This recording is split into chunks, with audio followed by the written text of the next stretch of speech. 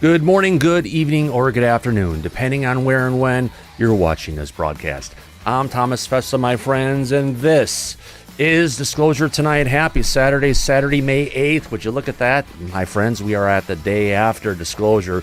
Not that it's over, it's just started. We've got tens of millions of documents that are been told are ready to come out. On that note, before we get into the show tonight, let's go ahead and welcome in our audience. Who the heck do we have out there in the chat? Let's welcome in, my friends. Let's take a look and see. We have April out there along with Banana Booney. Good to see you, Brian Horse. We got Brains, Conniving Bones. Craig Smith is out there along with Craig Williams. We've got Douglas and Eliza and DTS. Good to see you, my friend. Firefly's out there along with Geraldine Durazio. We got Hurrah for John. Jericho's out there along with John Smith. Joseph Ferrantino. Good to see you, my friend. Junior Brand is out there along with Kathy and Kelly Broat with those piercing blue eyes. Good to see you, Kelly. King Bull's out there along with Lou. We got Max. We got Mr. Drew. Megan Betts is in the chat along with Metal Gaming 420. I see Nathan Forrest, Niles Guy, Patrick the Magnificent, Peggy, and Steve all the way from Miami. Good to see you, too. Can't forget Crockett and Tubbs. Who else we have out there? We have Psychotic, Rainbow, Ramza, Randy Robert John popped in along with Sam, Scooby Dooby Goobies out there. Shelly Montgomery, good to see you, my friend. We got Shinobi One Kenobi, Steve Mateo, good to see you, Stu.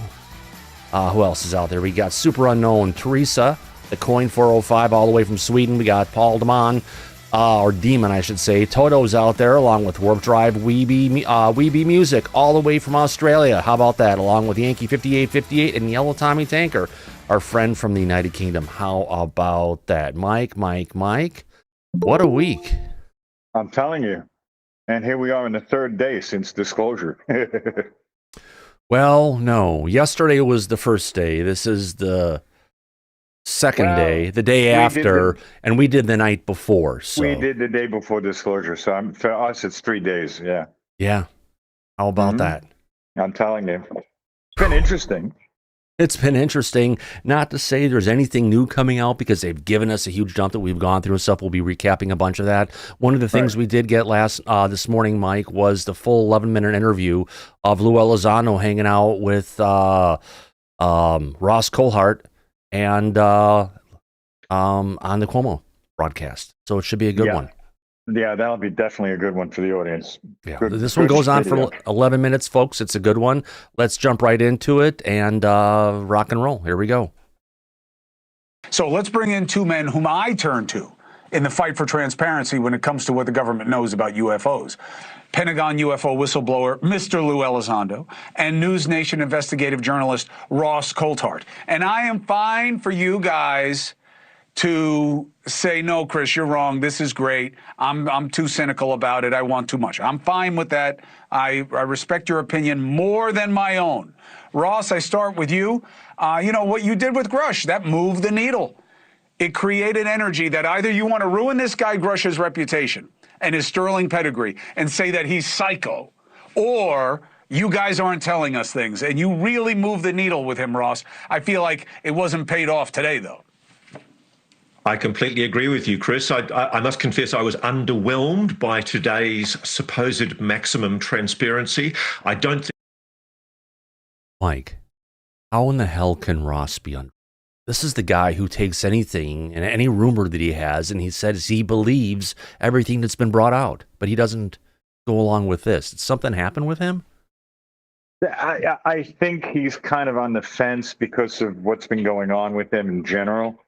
Since he did the Grush interview, and I agree with Cuomo, when Ross did the Grush interview, it did move the needle. Back then, when he first came out with David Grush and his testimony, that was something that caught everybody's attention, and it was legitimate journalism. Yeah. And that's when he was doing things the right way. So you can't take that away from him. He did bring out Grush. He did expose the truth about all that before Grush testified. That's legitimate journalism, and he brought out the truth. Yeah. I think he's trying to get back to that, even though he's come a long way from then to now. in my opinion. But I don't know. We'll see. Yeah, but no, I mean, I know he's gone a lot further down where he is before. Because remember, he was the one who was coming out that got him. His whole thing with Bryce Zabel disintegrated after he came out and was claiming that the Tic Tac was from Lockheed Martin. Yeah, he got that from Stephen Greer. And once he went down the Greer path with what's his name? But it wasn't just Greer. Jake He had also been Barber. recently talking with Whistling Mike a lot, and Mike has that same theory. Yeah, well, yeah, but it also started with Greer. Oh yeah, He was on that path. So once he came out, because after Grush, what was Russ? Ross was he was focusing on Jake Barber, Skywatcher. Yeah. In which we know that Jake Barber is one of Greer's witnesses, so we know where that went and how that none of the claims that was stated initially ever came true. We knew that was going to be the case, but Ross went hook, line, and sinker down that road, and it really didn't get him any credibility. It was Right. more of a credibility killer. I think he's trying to recover from that, but I wish I him don't know. I wish him the best of luck. I stopped listening yeah. to him a while ago because of his antics and what he was pushing. Agreed. And that's the place that I think, is trying to dig himself out of. So we'll see. Right now, his opinion about this drop and everything, I think, is an honest assessment of where we're at currently. When you're deep in the hole, the further you dig. Anyway, is up. Yeah, anything is up instead of down. Daryl, I agree. Your hand is up. I was just going to say, if anybody knows what underwhelming information is like, this guy is the king of underwhelming information. So Yes. Yeah, I'd have to agree on that one. All right, let's get back to this. Here we go, folks. It is maximum transparency. I'm talking to people inside the UAP alien craft retrieval and reverse engineering program who are deeply frustrated that the Pentagon is in charge of this release. They don't think that's appropriate. They also think that the Congress is having the wool pulled over its eyes, and it's far too compliant with the national security state dictating what can and can't be released. Well, Mike, we're back to this point again. Kind of pop in again. It's not, it's the national security state. The problem is, if you want to get beyond the national security state, you're going to have to take a constitutional lawyer like Danny Sheehan or better to go ahead and challenge the national security laws that were put in 1947, shortly after Roswell, that basically turned us from the United States of America, as I call it, it's the national security state of America. On the other side of the coin, he was bringing up the Congress needs to push back. Congress has been pushing back, but when it comes to national security, and even if they go to judiciary, all of them up to the Supreme Court will defer back to the DOD and the president for adhering national security. We've seen that many times in the past, haven't we, Mike? Yeah, no, they won't override. All three branches of government do not have the ability or authority to override the National Security Act of 1947. Mm-hmm. It's been the one sticking point that has kept us in this mess and quagmire for the past 80 plus years. And we know that there are extreme limitations. And because of it, there's really no way out, and how they've been able to get away with this for as long as they have. The only exception to that would be what you've been saying for years now. The only way we're going to get disclosure into the truth is from the top down. Yeah. So if the president writes an executive order and declassifies all of it, we don't need to challenge it in court on being unconstitutional. We'll have everything we're looking for. That's a shortcut into getting to the bottom of this Just quickly. keeping everything level and on fair. We did say national security twice, now 3 times, didn't we? Yes, we did. So everyone drink up. There we go. Patrick, go ahead. You said national security 3 times. I had to show up. Well, that's the thing, though. With disclosure, we've been given disclosure, and while granted, it's not little green men. We've always said it's never going to be little green men. We have a government website that now ends as .gov/UFO. That's loaded with information. I honestly am satisfied because I know that too much beyond what they've shown us can show the hand as far as what national security needs to protect, as far as what we have been able to reverse engineer, what we have on hand, and what we haven't been able to figure out yet. So in all honesty, I know that the Ross Coultharts of the world are out there pissing and moaning because someone else got to light the candle for them. Yeah. And they wanted to see flying saucers, but the government said, yes, this exists. I know that there's more information people want, and we are going to get some more information, but for the time being, it satiated the need to hear the government say it. We're not going to have Trump come out and say, ladies and gentlemen, we're not alone in the universe, but he came out in other words. He came out in Donald Trump way, and he said it. So I'm happy. Can't wait to see where it's going to go next in his next public appearance, because he's going to have to bring something up. The Department of Defense, the DOW/UFOs that we were just talking about, over 500 million visits in less than a day. Now, that's not just individual hits. We're talking about actual individuals coming and visiting the site. Wow. And it wasn't lackluster either. The one thing that I was very happy to see, there was a lot of stuff that dated back to the Project Blue Book era that the FBI had maintained because it was cohesive to the narrative of what we were discussing with the UFO stuff. It was important enough for them to hang on to, and it exposed that before AI, before computers, before we developed this technology, this was still a thing. So even though today we have to doubt a lot of the newer videos that come out, it reminds us that before that technology was in our hands, this still existed. And here's the proof, and the government knew about it. So between that point and now, it's a mystery, but it's a mystery that we at least are knowing they're acknowledging exists. Exactly. And that's the best part about it. The door is actually open. We're actually allowing some data to initially flow. And this is, I think a bunch of people have been saying we're going to start getting weekly drops. Even if we get monthly drops, that's great. But either way, things are moving forward in the machine.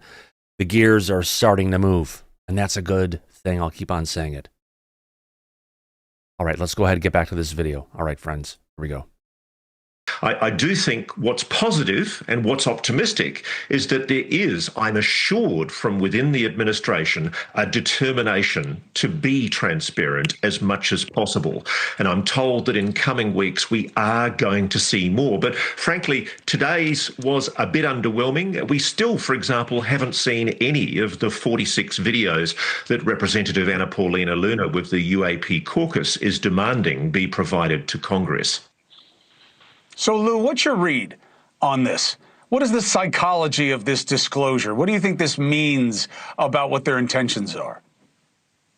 Well, Chris, I tend to be slightly more optimistic. I look at this from the perspective of history. Historically speaking, there's been other presidents in the past that say they are going to go ahead and be transparent with this topic, and they haven't been able to. So whether they didn't want to or they didn't succeed, this president, whether you like him or not, is starting to fulfill that promise. Now, with that said, I think it is rather underwhelming for a lot of folks who've seen, like myself, who've seen the videos, the high definition, ultra, 8K high definition videos that do exist. Obviously, the grainy black and white can be a bit underwhelming, but I will tell you, though, I think it's a bit, you're asking me, why is the administration being kind of like a little bit slow with this? And I think it's a bit of a test balloon. I think they're dipping the toe in the water to see the reaction before they decide to take the high dive and cannonball into the deep end, which I'm told is going to actually happen. There's already been members of Congress whom I trust who've been told by administration officials that day is going to come. And also, we talk about the moon picture, which you pointed out. I think you're absolutely correct. When you look at that from the Apollo 12 mission, that was in the late 60s, early 70s, and we did not have satellites at the time orbiting the moon. And if you look at that statement, it said specifically, NASA said, hey, look, these might be real objects, right? These might be real objects. So we didn't have AI back then. We didn't have deep fakes back then. These are real photos taken from the surface of the moon after NASA had spent decades saying nothing to see here, folks. Oh, you know what? Turns out there's actually quite a bit to see, and our astronauts are seeing it. So I do think it was telling. No, it's not the grand reveal that I hope would happen immediately, but I think it's going to take a little time. I think this is an excellent step in excellent first step in the right direction, and I am cautiously optimistic that, keep in mind, tens of millions of documents, right, Chris? Tens of millions. Mm-hmm. A lot of these are. Okay, I have to pause on this one. Tens of millions of documents. Holy shit on that one. We thought there was going to be a lot, but not tens of millions. No, it sounds like, what do we get in this drop? 80 documents they drop? Yeah. With tens of millions, it'll take another 30 years to go through that. I mean, it's a lot. It's a ridiculous I guess amount. what they've kind of done is they've kind of let a drip come through the dam, through the dike. And we're going beyond that initial, if you want to call it, little bit coming out, and they're using it, as Lou was saying, as a litmus test. Let's see what happens. Mike, did the markets crash yesterday? Or Daryl, did the markets crash yesterday? You watch it. Or did they go up? I think they went up. No, sorry. I believe it's an all-time high again, but I'm not positive. Yeah. Are there people freaking out in the streets and going crazy and shooting at anything up in the air? No, I had lunch with the guy today who said it doesn't make any difference to him. He's not going to believe it until he sees an alien, alive or dead. That brings up a good point. A very good point, because, half the country is, or 48% of the country, whatever you want to call it, is not going to believe what's coming out of the president or what's coming out from this, because it's coming from Trump. Trump is doing this. This is someone they vehemently hate. I don't like to use that word, but that's what they say all the time on CNN. So that's what's projected out and telegraphed to the people to do. So you still have half of that audience not believing it. Obama is the one on the other side who kicked this thing off and kind of got it going down the roll. I think it's his turn to step back up again and try and reel that other part of the audience into saying, hey, we're bringing this stuff out. It's real. I said it first. Yeah, I'm thinking like it's all, we were talking about this yesterday, it's all guys that are talking about this. There's Alex Dietrich, who hasn't testified before Congress, but then you played a video last night with Leon Panetta, and he was part of that. He was talking to Tom DeLonge, and this was like Tom DeLonge's inside guy, and they were talking about how if Hillary wins, they're going to bring out disclosure, blah blah blah. But in that video last night, he seemed to like poo-poo the whole thing. So that's, maybe we'll come back to that. I know you have a schedule, but that was strange. Yeah, it was a good one. I'll have to go ahead and find it again. I know it's out here somewhere in the internet. Over on X, I was just finding news stories as they were coming up. That was a good one. We'll bring it up and show it again. But yeah, Democrats have had the opportunity to do it for a long time. We had 4 years of Biden that could have brought it out, but actually the Biden administration clamped down on disclosure harder than other administrations had been in the past. So it's just, I guess it depends on who's in the White House and literally who's making the calls. Indeed. Yeah. Copy. That's a lot of time to go through to get all the information. It's going to be a while. I'm with you, but a couple of counters, and I'll let Ross judge it. Okay. One, this isn't some cache of documents that nobody's ever seen before, okay? There are generations of people who've worked on these programs who know exactly what's in these documents. So Correct. It's not like they have to go through it all again. That's number one. Number two, I agree with you. If you and I were talking about working a witness or a suspect and getting them to tell their story slowly and see that they're being rewarded for truth and that we know things and they're feeling us out and we're feeling them out. I'm with you, Lou. But this is not that. They don't have to test the waters. In politics, when you take a swing, you usually swing for the head when you come out of the box, right? And they could do that here. They could put out the 46 videos. They don't need to start slow. That's the part I don't understand. You're right. That's Well, no. I'm going to push back on this. Mike, do you think, or Daryl, or anyone, do you think this is something they need to start with slow, or should they just give us catastrophic disclosure out of the box? Well, I can play devil's advocate here for a second, and I can tell you that even if they release those 46 videos, we already know, thanks to Eric Burleson, that there's no smoking gun in any of them. They could have dropped that. He's not wrong. Yeah, but makes a good point. He hasn't always been right on every point, so maybe or maybe not. I will go off of what, if you want to call it, Tim Burchett has been saying lately, the stuff he's been saying, you go home, you can't sleep at night. And he's been saying, yeah, America can handle the truth and to bring those videos out. So beyond that initial list of 46 that was put together by Burleson, apparently, there's a lot better stuff that Congress has been seeing in UFO briefings, including bringing down a craft and it landing that should be brought out as well. Don't forget, we've got the video of the giant craft, triangular craft, surfacing next to an aircraft carrier. It was bigger than a football field off the East Coast. We've got the one that's on high definition. Lou was just talking about it. AK, you can see, if you want to call it, the craft in complete detail, and you can see the occupancy of the craft. I mean, you can see the occupants who are in the craft. There's a lot of videos out there that can come forward that will, more than anything, open our eyes and make us say, holy shit. But again, a drip at a time. 8K video. Yeah, what can't you see with resolution like that? Oh, God. And it exists. And Yes. Lou was talking about it. So, yeah, but look, this goes back to the part of the discussion that you and I have been having on the show. That is, this is the initial dump. This is the first time it's coming from the top down from the government.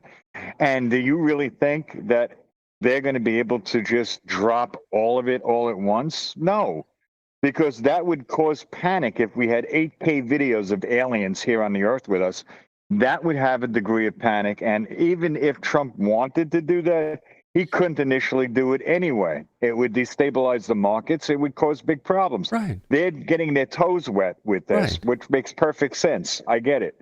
Put your toe in the water to test it before you jump in, right? Right. People Exactly. need to take time to take this more seriously, adjust to it. And as we get more hard-hitting evidence, I think they would acclimate to it better. I believe that that's the approach that the administration is taking right now. And we've talked about this Yep. publicly. I agree completely. Let's continue on. Here we go. And we're feeling them out. I'm with you, Lou. But this is not that. They don't have to test the waters. In politics, when you take a swing, you usually swing for the head when you come out of the box, right? And they could do. But wait a second. One more thing. I have to stop again. Mike, this isn't politics. No. This is gonna fuck with religion. It's gonna fuck with science. It's gonna change how we see things and deal with stuff. So it's not just a political hit job we're trying to pull off here. We're trying to put out the stuff to get people to talk about it, get them exposed to it, get them used to seeing things. So when the hard-hitting stuff happens, it's not going to freak everybody out. And I believe he meant to say swing for the hill. That's the second time you play that. It bugs me every time he says it. Swing for the head. Swing for the head. But it's swing for the hill. Yeah, gotcha. Yeah, but I think that the administration right now is hedging their bet with this approach. I feel that, and listen, Trump has tipped his hand numerous times already when he talks about this. And he said, well, I don't really know much about it, but now we're going to let the public decide for themselves. You tell us what it is. What do you think about all this? I don't think he's committing to the truth of disclosure as far as what's actually going on. I think he wants the people to discover it on their own. Yeah. But you know what? We've never dipped our toe in the water ever on this subject. And I think the approach they're taking so far is working. Well, it's the right approach because, again, listen, think what you want of the Trump administration. Doesn't matter if you're for or against. He is the only sitting president that ever released information from the government. What did Biden said when he was asked a question by Peter Doocy? Ask Barack, is what he said. Yep. And that was his answer. I throw this out here too, though. Kennedy may have been the first person to talk about UFOs if it wasn't for the fact that he was somebody assassinated. didn't want him talking about UFOs. Well, we never got that far, but at least with this administration we did. That's my point. People need to look at it from that point of view. Like him, hate him, doesn't matter. And He's given us something nobody else has. And he's also survived assassination attempts. Yeah. Similar kind of stuff. I don't know. Yeah. Well, listen, my issue with those 3 assassination attempts is, what the fuck was the Secret Service doing the whole time? 3? three separate attempts, and it keeps happening, I would fucking fire them all. Yeah, we Or can have talk his own for private hours on that security. one. Oh, we can, but that's a separate issue, Daryl. Yeah, It really is. Getting back to the video, Thomas. All right, here we go.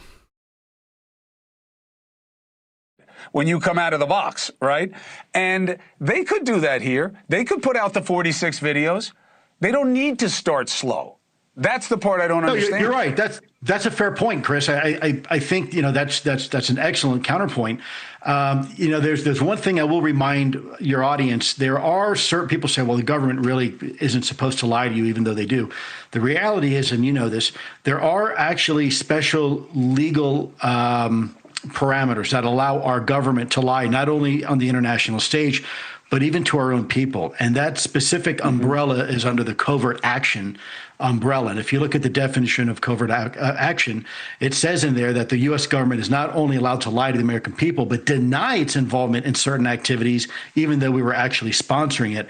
And from what I've been told when I was in the Pentagon, a lot of the legacy UAP efforts were actually protected under that umbrella of covert action, which the penalties are very, very stiff if you violate that. Now, the president can wave his magic wand and say, okay, we're going to talk about it, just like we did Iran-Contra and other things that came to light.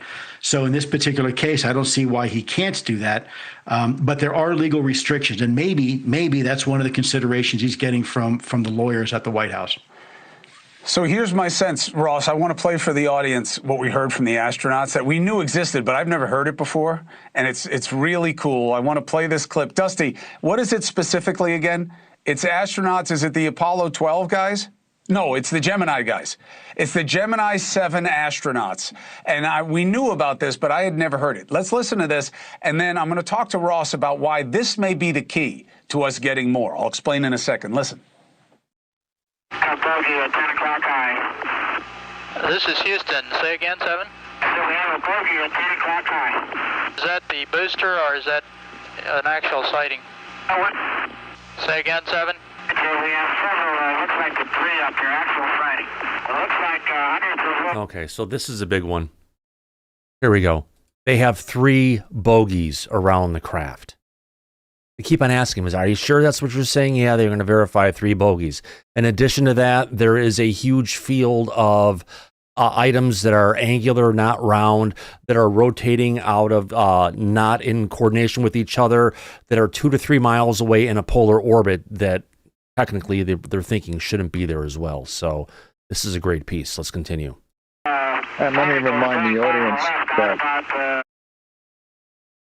the astronauts back then were military pilots, all of them.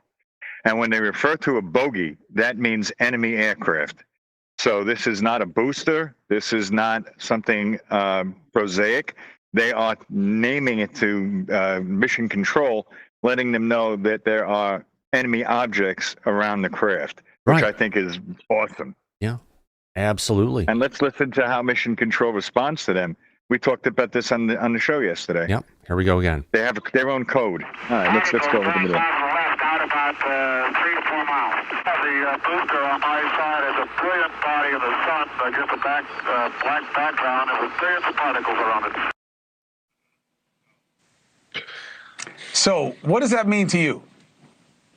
Frankly, Chris, what it means is embarrassing for NASA. NASA's the first agency that's had its supposed candor about UFOs held up to public scrutiny. They supposedly did an inquiry a few years ago and found there was no evidence of UAPs. We now know somebody in NASA lied. They lied to the public. They misled the public. We know for years astronauts have reported. Michael, I just want to clarify this one really quick. It's not... It's not one individual at NASA. It's the whole organization. It's been inherent in there since they started back in the 50s. Yeah, they had to, because again, do you really think they could make any of this public, especially back then? Hell no. This was the height of the Cold War. No, they would never, ever release information like this. Yeah. They knew they would start a panic. The last head of NASA, bet your boots, Bill Nelson, denied anything ever was out there. Plus, we also had the current guy, Jared Moskowitz, also saying there's nothing there. But really, apparently there's something there, and it's in the records, but no one showed him. No, never came out publicly until now. Exactly. Let's continue on. Here we go, folks. Anomalous objects, both on the Apollo missions and on previous and subsequent missions. I've spoken privately to one astronaut who's told me categorically that he has seen anomalous objects in orbit. But when I was asking him why he won't talk publicly about it, he said it would be an act of treason. It would be a breach of his national security oath. NASA's not telling the public the truth. Frankly, neither is the Pentagon. And I don't think we can trust the Pentagon to do this rollout.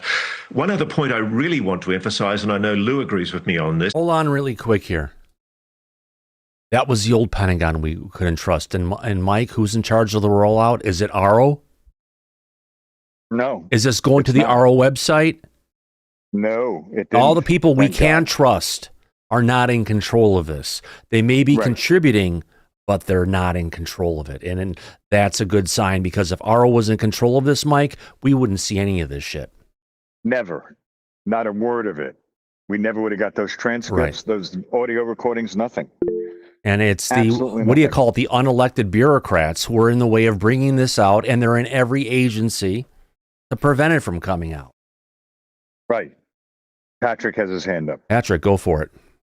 ARO was a very recent event too. So knowing that what Sean Kirkpatrick did, working against the will of the American people, I mean, some might call that a high crime, but we would like to know who that directive came from for him to act in the manner in which he did.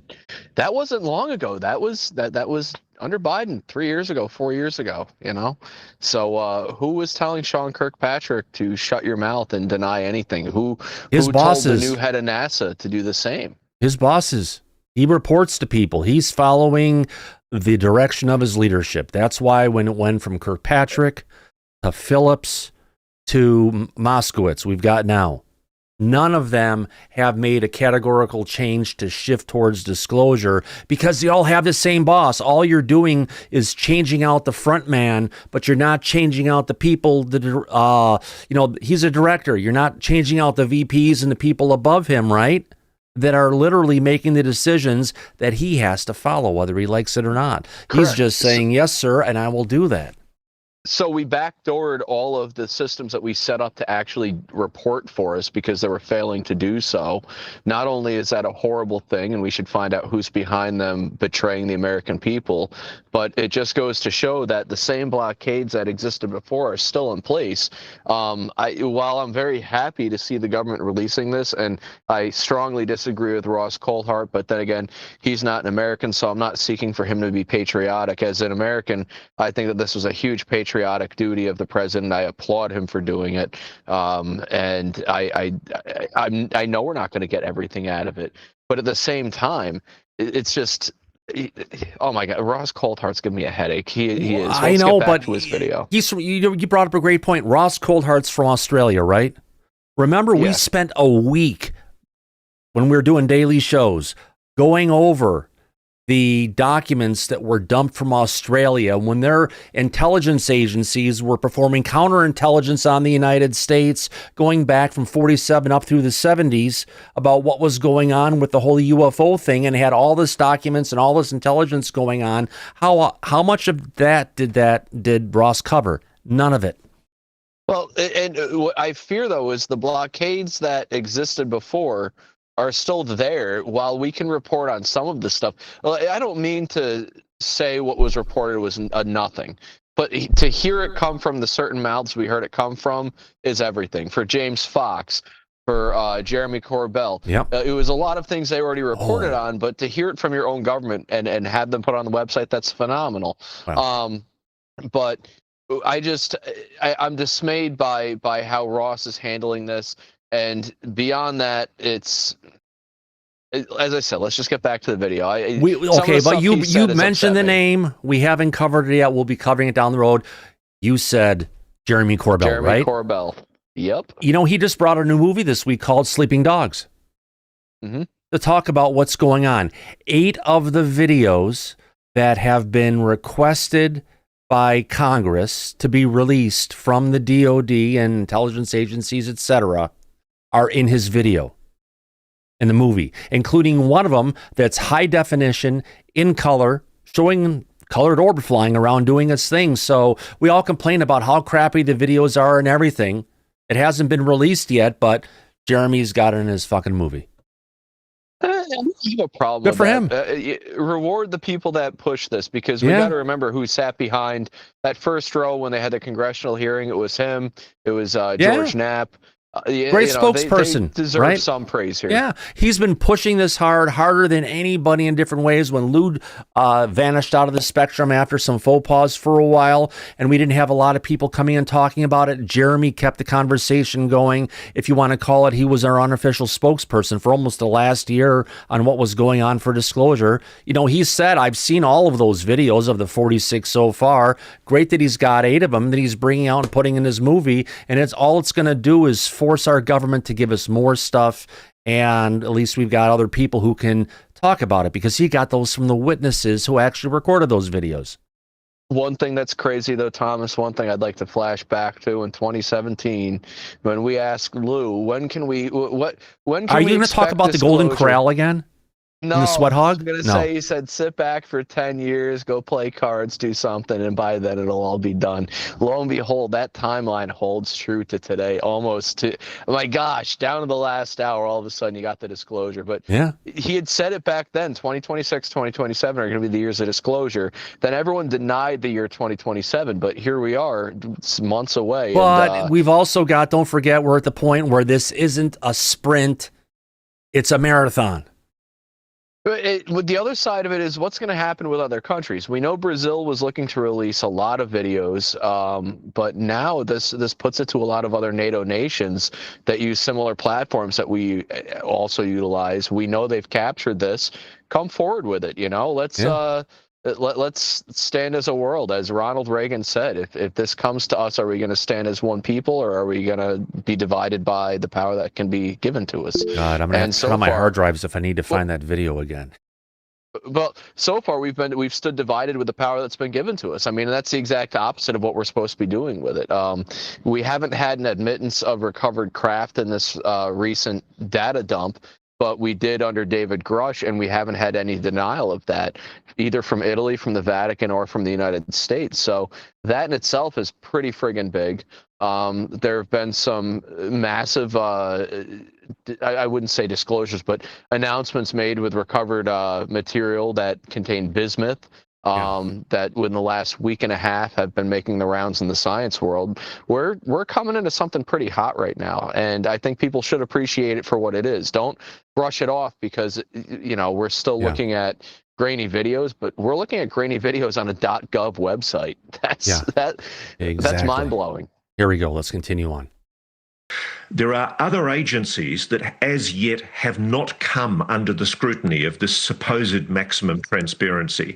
The NGO, the National Geospatial Office, the Department of Energy, the NRO, the National Security Agency, the CIA, all of those 3-letter agencies need to be demanded to release all of their files, because that, frankly, is where the pot of gold is being hidden. So the reason that I'm only going to be dour tonight, and then I'm going to be very congratulatory of this disclosure, is for one simple reason, Lou. If this administration believes it's good for them, we'll get more of it, especially now, because they are desperate for distractions. Oh my God, let's blame it on distraction and everything. Andy, we can't distract from that Starmer got his ass fucking whipped. Well, the Labor Party got his ass, but he's never gonna resign, unfortunately. Yeah, I was just going to retort on what Patrick said, about other countries. Well, at the moment, the prime minister in this country, because he's not my prime minister, his intelligence and his sanity seems to be in another galaxy anyway. So we are not going to get anything from this country. I think it's going to take a lot of pushing from your government, your president. They need to keep dropping information. Eventually, it'll hopefully be so much that other countries have no choice. I think that's the way it will potentially happen. Yeah. I'm not going to hold my breath on it though, but certainly from the UK, I can't see anything happening for a very long time. We've got enough problems here as it is. Yeah. Well, we'll see where it all goes. And apparently there are a bunch of people in the chat from both sides of the fence, people who are on the right side of Trump, people who are on the far left side of Trump, and that's fine, because disclosure is a bipartisan issue. Doesn't matter if you're on the left and you're on the right. Forget about all the shit that's going on if we get this stuff that comes out. Right? Yes, it's kind of like a family. We're we all know we've got members in, every one of us have got members in our family, but we can't abide, and oh God, they're coming to visit. You like you say, we know some of the people in chat who absolutely love your president. We got other people who hate your president. Yeah. But end of the day, he is the first person, like we've said before on the show many times, in over 80 years to actually bring forward this information. So, whether you like him or hate him, and whether you think we're going infinitely too slow or whatever on this, you have to applaud what his government has done for this. We would not. I'm sure if we'd had a completely different president, every one of us would be dead and gone before this comes out. Yeah. And we've got to start baby steps, admittedly, but this is mainly for the general public. It's not for us. Yeah. As I said in chat earlier on, most of us in here, if it's that nefarious, if it's that bad, most of us have been involved in this subject for so long, we can probably cope with it.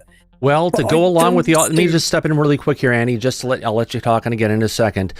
Just to go ahead, what the audience was saying, what we're talking about, it said, well, UFO disclosure is long overdue or a distraction, meaning for all the people out there in the audience and saying that, hey, this is a distraction from what's going on with the president and all the kind of stuff that's going on. You got two choices, long overdue or a distraction. Well, people bring up Epstein, they bring up the shit that's going in Iran and everywhere else, and the whole bit, so people keep on. I've watched the chat, what everyone's saying. So it's a distraction from what the Trump administration is doing versus something that it's long overdue to bring out the truth. But if you look at this, already a minute into this, hey, Google, set a timer for 30 seconds. All right. Usually I set a timer for 1 minute and 30 seconds. We've been going over a minute on this one. Audience, you've got a chance to go ahead and vote on this one. Is disclosure long overdue or is it a distraction? And Andy, 80% of our audience, of the people who have voted right now with 76 votes in, have said disclosure is long overdue, with about 20% of our audience saying it's a distraction. It is, it may well be a distraction, and it is long overdue. Yeah. When I cast my vote, I put that, it's long overdue. It is. And it may well be a distraction, but are we going to be happy we've got this far? It is a start. I know so many people want all the gory details, and it may well be gory. I don't know. I haven't got a clue. They want the gory details right now. Yeah. But we're never ever going to be happy with anything if we go for that. Before the show, Andy, Nick asked me the question, if you went and go ahead and saw a dead gray alien, would that freak you out? My answer was, it would freak me out a hell of a lot less than seeing a gray alien from the point of being on a table in a ship. So yeah, it's not going to freak me out. I've already dealt with these little fucking bastards. Yeah, they are about 3.5 feet tall. They're kind of cute if you look at it in that way, but still. Go ahead, Andy. Ultimately, we have no idea how many people have actually had interactions with these. There are those of us like you who seem to be able to recall their interactions, but I'm a hell of a lot more confident that there's a hell of a lot more people who don't. Yeah, I think it's more endemic than we actually realize. Oh yeah. So. Our audience spoke out. Let's get to the rest of this video. Thank you for the conference. Actually, before we get to it, let's bring Daryl. His hand is up before we move on, and then whoever else has their hand up next. Yeah, as Andy said, what did you say, Andy? I have a retort to Patrick, what he was talking about. Actually, one thing Patrick talked about was the Vatican, when he brought up the Vatican. I thought it was interesting that on the day of disclosure that Marco Rubio was at the Vatican meeting with the Pope for a private audience. Oh, yeah. Oh, yeah, absolutely. That wasn't freaking good point. Yes. Yeah. And who's prominently in the day of disclosure? Rubio. Could it be Rubio? Oh, yeah. A couple of years ago for the quotes, but he was in there, yeah. Yep. National security, my friends. National security. Sarah, your hand is up. Welcome from California. What? Yeah, about the UFO, this being a distraction, I don't see it, man. Every time I turn on the news, I see stuff about the Iran war and the Epstein. If this federal task force was never set up, we wouldn't have got the Epstein files, right? Yeah. I just don't buy the notion that this is a Oh, distraction. so you mean the federal task force that was set up with coordination with the executive branch coming from the Trump administration? Yes, we would never have gotten any documents from the Epstein files. So, but I have to say, why wasn't everybody pushing for it when they had Biden in there? He would have made it easy. We know why. But and then, if anything, man, I think like the Iran war, etc., is a distraction from this important subject, like the UFO thing, this disclosure subject. If anything, the Iran war is getting in the way of this disclosure process. Yep. That's just my opinion. Great points, my friend. Let's jump back to this video. We got a little bit left and a lot of stuff to cover. But let's get to it. Here we go. I don't want to feed a distraction from the agenda of the many and their interests of American citizens. But this one, I believe, is in our interests. So the more that, like, this piece of clip, like, hey, NASA was FOS about having no proof of these things. There's one of its own guys saying it. The more that inures to the benefit of this administration, the more motivated they'll be to give us more, Lou.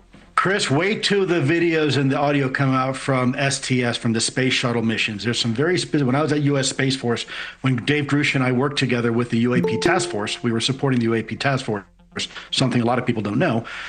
Dave and I we had access and privy to some incredible information. And wait till the American people find out what NASA knows and what's been going on with the International Space Station, and before that, the space shuttle missions. Lue Elizondo, always a pleasure. Ross Coulter. My God, that is the biggest breadcrumb. I'm telling you, there is something to that picture behind Grush over his left shoulder and all the interviews he's done recently. We're going to have to look for some good high resolution. Dots. Yeah, we're going to have to go figure that out. We're going to have to go ahead. Okay, audience, let's see who can go ahead and find it. In all the latest interviews with David Grush, he's got a picture up on his wall. It looks like it's from the space station. Find it, send it to Thomas at disclosuretonight.com. Let's cover it. Let's see where we can find out, Daryl. It's over his left shoulder, so if anybody wants to. Yeah. Good one. Space shoulder. Like Grush and Lou has basically said that we'll probably get some NASA stuff soon. Did you hear about that, Thomas? I haven't heard that we're going to see it soon, other than just coming from Elizondo saying that we can't wait for the people to go ahead and see what we know from the space shuttle and from the space station. Remember, we've had people up there like astronaut Kelly, brother of Mark Kelly, the guy who said some nasty things and is paying for it. Either way, coming out of that front, he said he was up there for a year, never saw anything. But apparently, it sounds like he probably saw something, but he's just part of the cover-up. I guess there's a really tight NDA that astronauts sign. Do they have to sign an NDA, Thomas? Do they sign an NDA or not? I've heard that before that they do. Oh, wow. Yeah. I'm kind of amazed by that. Yeah. They do. By the They're way, part of the Thomas, military. you have music playing in the background. Oh, sorry. Thank you very much. It's done. Appreciate that. Yeah, Patrick, go ahead. You sign a non-disclosure for as little as working for the TSA. The federal government has you sign an NDA, a 10-year NDA for every single thing that you do. So it doesn't matter how big, how little, everything's private, because you got to remember you're dealing with the public and you can't be just throwing that information out there. Yeah. Absolutely. Well, talking about how big, how little, we've got another video coming up from Lue Elizondo. This one was dropped yesterday, Mike and guys. This is Lue talking from his front porch. I think that's looking out his front porch, isn't it? I think it is. Yeah. And we've seen that area. let's go ahead and play this next. Oh, I shouldn't have said that, but let's go ahead and play this next clip and see where it takes us. Always wonderful to hear Lou. Here we go, folks. Hi, everybody. Lue Elizondo here. Boy, do we have a lot to talk about. Today, I think it's a very historic day for disclosure. Who would have thought that 9 years ago we would have our government now finally releasing lots and lots and lots of documents? First, I'd like to thank the President of the United States for fulfilling his promise to provide this information to the American people. I also want to thank the Secretary of War, Pete Hegseth, for supporting this endeavor. And I also want to thank the Director of National Intelligence, Tulsi Gabbard, and of course, the members of Congress who are part of the task force to try to get to the bottom of some of these government secrets. It's really been a team effort by all. And it's really, I think, a proud moment for disclosure. Now, we got a lot more to do. If you read the statement that there were literally tens of millions of documents that need to be reviewed and then hopefully. Okay, this is the second time we're hearing it, Mike. Tens of millions of documents. He's standing behind that. That wasn't a faux pas. No, there are tens of millions of documents. Come on, they've been keeping this a secret over 80 years already. Oh, my God. Of course there's going to be a ton of documents. That goes without saying. Well, right. We may have to go back to a daily show, Mike, if they start giving them every week. Well, I think it's going to be at least every 30 days at this point. Well, we'll see. Well, potentially they're saying every week. We'll see if it goes every 30 days, and we'll adjust accordingly. Yep. Okay. Let's see what we get. This is my chance. If you're having a good time, you haven't been in Disclosure tonight before, you haven't subscribed, do us a favor. Join the chat, subscribe to the show, or just subscribe to the show. I'd love to have you help me, help me to go ahead and get to 18,000 subscribers. We've been stuck here for a while. Things are happening. And by the way, if you're having a good time enjoying the show, also give us a thumbs up if you're watching and you've subscribed as well. Thank you very much. Let's get back to Lue Elizondo talking. Here we go, folks. But it's a great start. We've had documents come out from NASA and from the FBI and the Department of Defense and the military. So it's a great start, and I'm very, very thankful that we're all around to see this happening. So it's a huge win for not just us as citizens and civilians, but really for disclosure writ large. I'm very, very pleased to see this. And I'll tell you, too, there's a lot more about to happen. And so I would be remiss if I didn't remind you all that I'm going to be going on tour here very shortly as part of my Persona Non Grata tour. And we're going to be starting May 29th in Dallas, where we're going to have some great guests for you all to talk to and ask any questions you want. For example, Representative Eric Burleson, part of this task force in Congress for the secrecy and try to get better transparency to the American people. He's going to be there. Jennifer Brody, if you don't. Mike, I'm actually really looking forward to Lou's appearance coming out in Seattle, where I'll be able to get to see him. And yes, I will be at the show in Seattle, folks. If you want to stop by and say hi, we'll be there. It's a great opportunity to hang out with friends and listen to Lou and Merrick von Rennenkampf.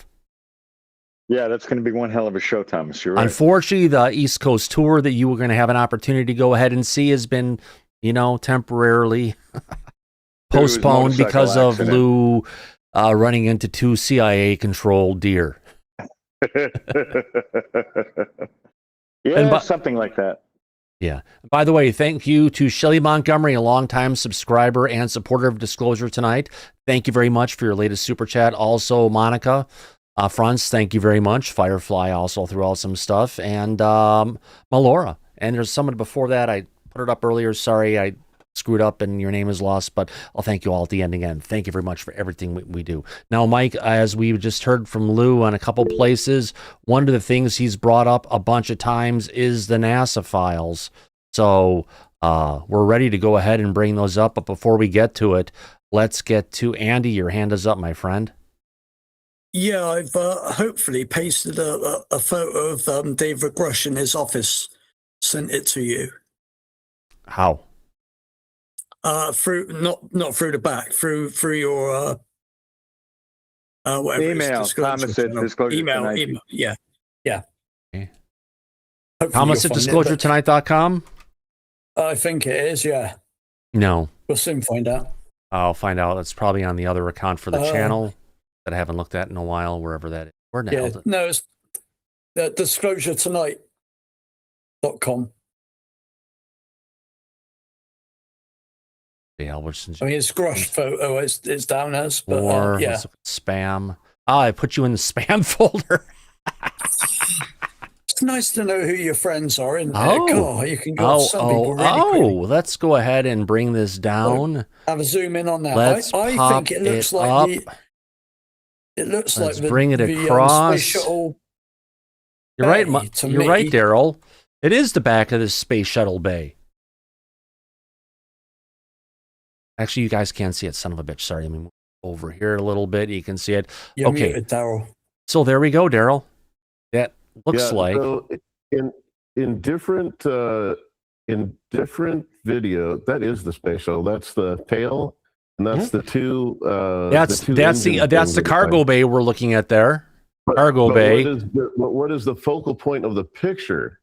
Is not his teeth. I know this little dot right here. Well, I think that dot in other videos I've seen is 3 dots. Oh. You're going to have to find that, Daryl. Why would it be an image of the back end of the space shuttle? Somebody you're looking backwards. The space shuttle also had a cargo arm that would extend to bring things in and out of it. Now, at that time, they also had cameras with high definition. If there was objects that were moving that he saw when he was in the Space Force, like Lue, and looking at Well, this, they were both Lue and Grush were both in the Space Force working out of Colorado Springs. By the way, apparently Matt Ford spent a couple days this week, like Tuesday and Wednesday, at Colorado Springs. Gee, I wonder what Space Force building he was at. Yeah. I'd also something say promised that me years ago. In this picture, when he on some other interviews, he's moved out of the way a little bit, and I think it looks like somebody may have signed it, like it was a gift to him. Nice.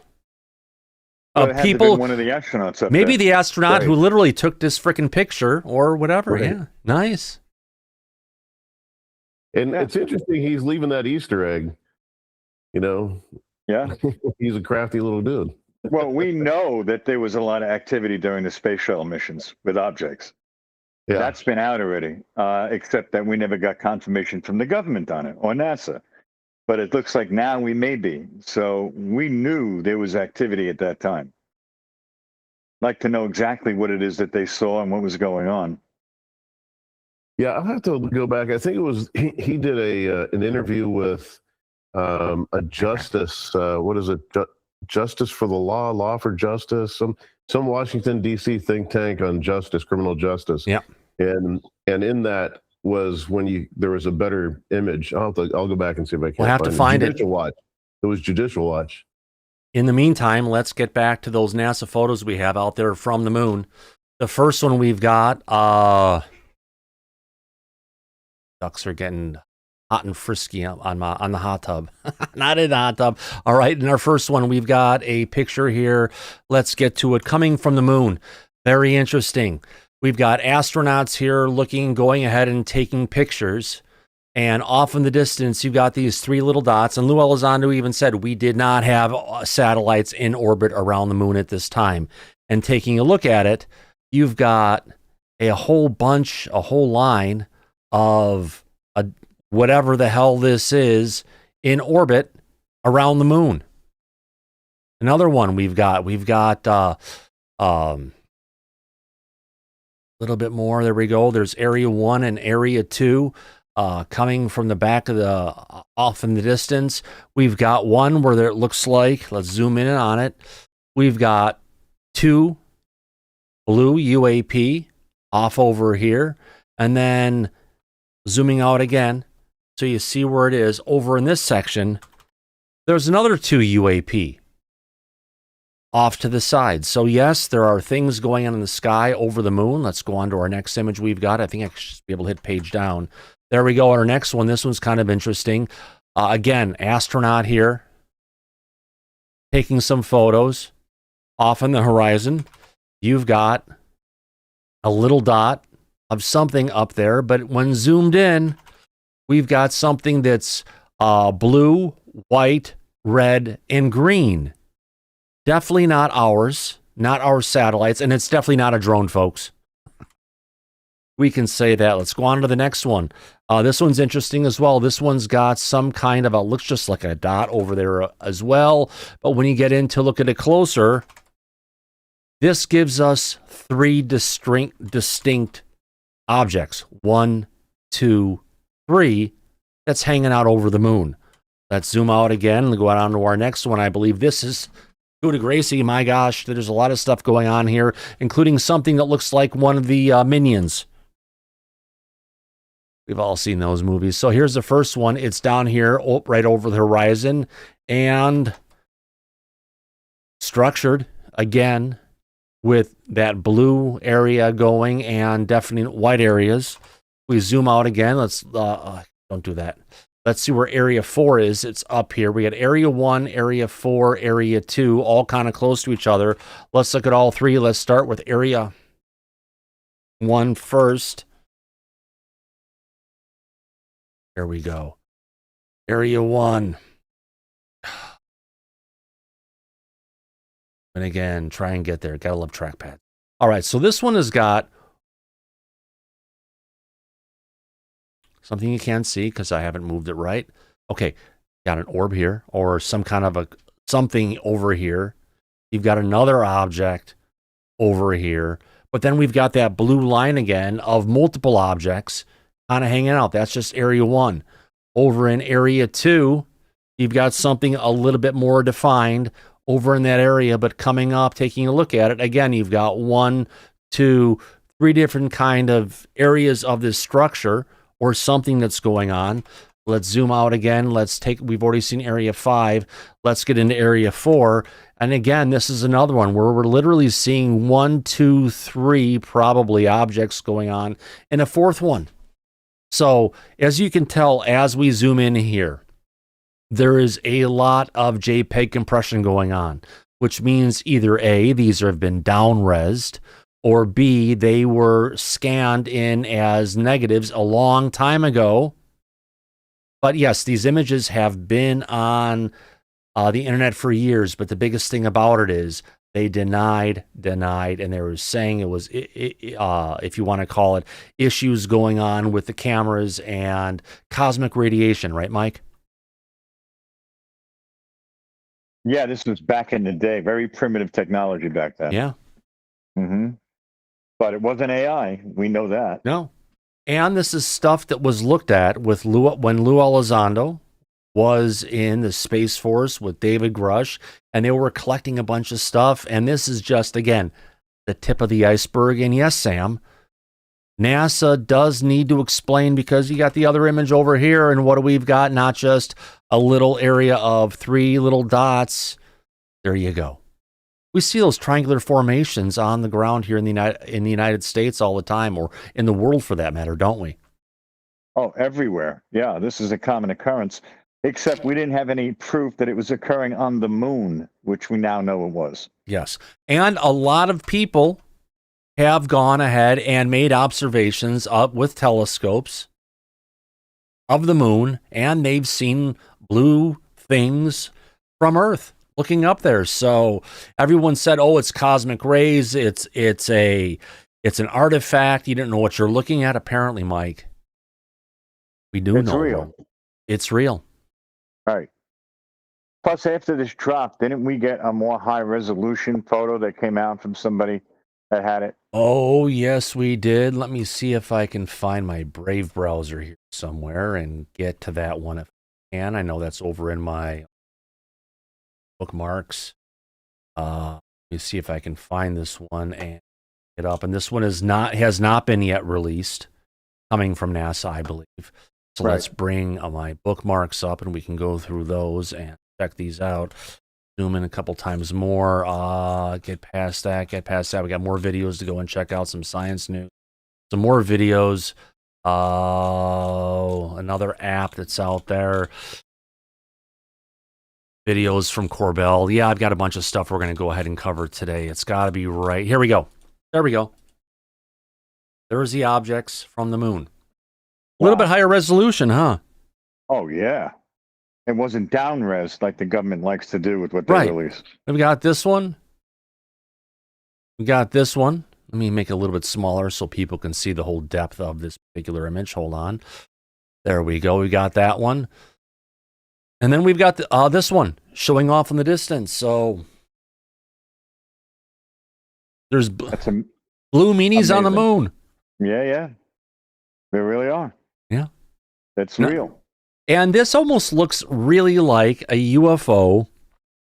We covered this about 4 years ago at least, that was seen over Hawaii. And they saw a blue UFO that kind of looked like this, came down, and it actually went under the ocean. Right, transmedium. Yeah, that was one. Actually, we had Ted Rowe reach out to us on that one. Where did you see that? Where was that at? Please share the stories for me, because he was living in Hawaii at that time. Yep. No, and now we're seeing it on the moon from NASA's archives. Oh, God, yeah. It's out there. It's real, my friend. So I've got a couple more stories for us to cover that happened in the news earlier today. Let's not get that one. Got the one here from Burleson. I guess we could play that one next. And by the way, Burleson Mike has lost a lot of weight. Too much weight. Doesn't look good. It's the Ozempic. He needs to cut down on it. Yeah, there you go. That's what he used to look like. Normal. There's been a big change in him. So if I look for, I want to go to bookmarks, search, see if I can find it. I've got Eric there. Okay, so Eric Burleson was live on Fox News talking about what we're going to learn about the UFO files. We've got a great interview here. Let's go ahead and get to this one, Mike. Yeah, let's do it. It's a good video. Oh, yeah, absolutely. Here we go, folks. Get.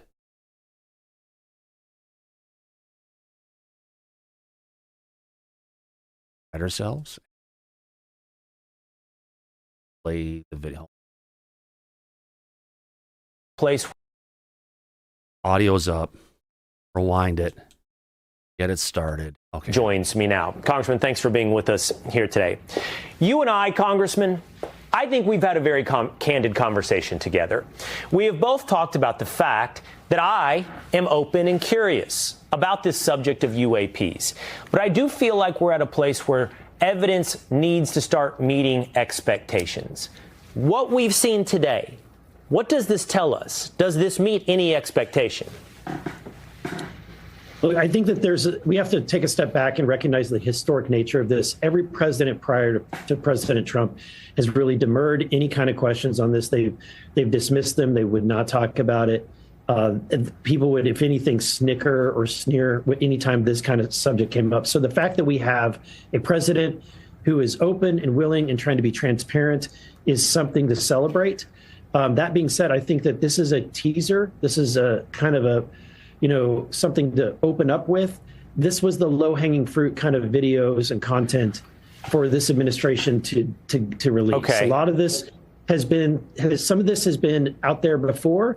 It's not been acknowledged, right? Okay. So you're looking at the Congressman, Apollo 17 video. Yeah. I've seen the same thing said by Congressman Tim Burchett, that this is sort of the beginning, and there will be other releases that could leave Americans with a holy crap moment. I believe that's a direct quote from Congressman Tim Burchett. My question for you, or the congressman, would be why? Why slow roll this out like it's a season of Game of Thrones? Like, why would episode 1 be somewhat uninspiring, leave us with more questions than answered, if there's something coming after the teaser? What's the point in staging the release? So again, this, just from talking with the White House and this administration, this is not an easy thing to do. There's not one huge repository of all of these documents and videos and photos. Despite what most people believe, they're really, at least we haven't found that one, big repository. So what the agency is doing is going and finding, first and foremost, the items that are readily available to be released, and they want to move quickly and release those. I would ask you, would you prefer to have them wait for, years, what would probably take years if they were to do a comprehensive study and then... Mike, I got to bring this up really quick. This is what we've been saying for weeks. Go ahead, bring out what you have. Drop it. Don't wait for everything to come together to give us disclosure, right? Right. That's correct. And that's exactly what we're getting. They're going ahead and giving us stuff a little bit at a time as it is clear, as it's sanitized, as the information is cleared and set up for release. Andy, your hand is up. Yeah, this brings me back to something that Lou said the other day, that a lot of this is obviously because of the age of the documents and things. Most of it is going to be hard copy. It's not going to be, on computer files. So, how long is it going to take them to digitize and input all of this information into the internet system? I think it's going to take a very long time, especially with like I say, the older documents. Well, older documents, if they have to be scanned in, probably everything is already scanned. But if not, you're going to be talking about taking those documents, throwing them into a scanner that's a regular document scanner / copier that's going and it's scanning these things really fast. So it's going to take time to get through there. But a lot of the documents we've been seeing have been documents they already have, but they've been redacted and they're unredacting them. Yeah, I think we'll get the ones that are the pre-redacted ones. I think we'll get them first because obviously they've got a system of where they can redact them. Exactly. And I'm sure they can reverse that. They've got systems in place to reverse it. Yeah, we'll get most of that first, and then And documents. A video is a document. An image is a document. A PDF is a document. So when they're talking about tens of millions of documents, it's like documents on your hard drive, right? A sound effect file is a document. A HTML file, a text file, those are all documents. So they're looking at tens of millions of documents as we understand it. That's what they've got, right, Mike? Let's continue on. Here we go. Yeah, they've got over 80 years that they've been keeping a secret from us. Oh, yeah. As documents. So, yeah, tens of millions is not shocking. Exactly. Here we go. Let's continue. Release it all at once in one big batch. I would prefer that they release it as they find it. And I think that's this administration wants to be transparent and do that. My criticism is not for the decisions of the administration.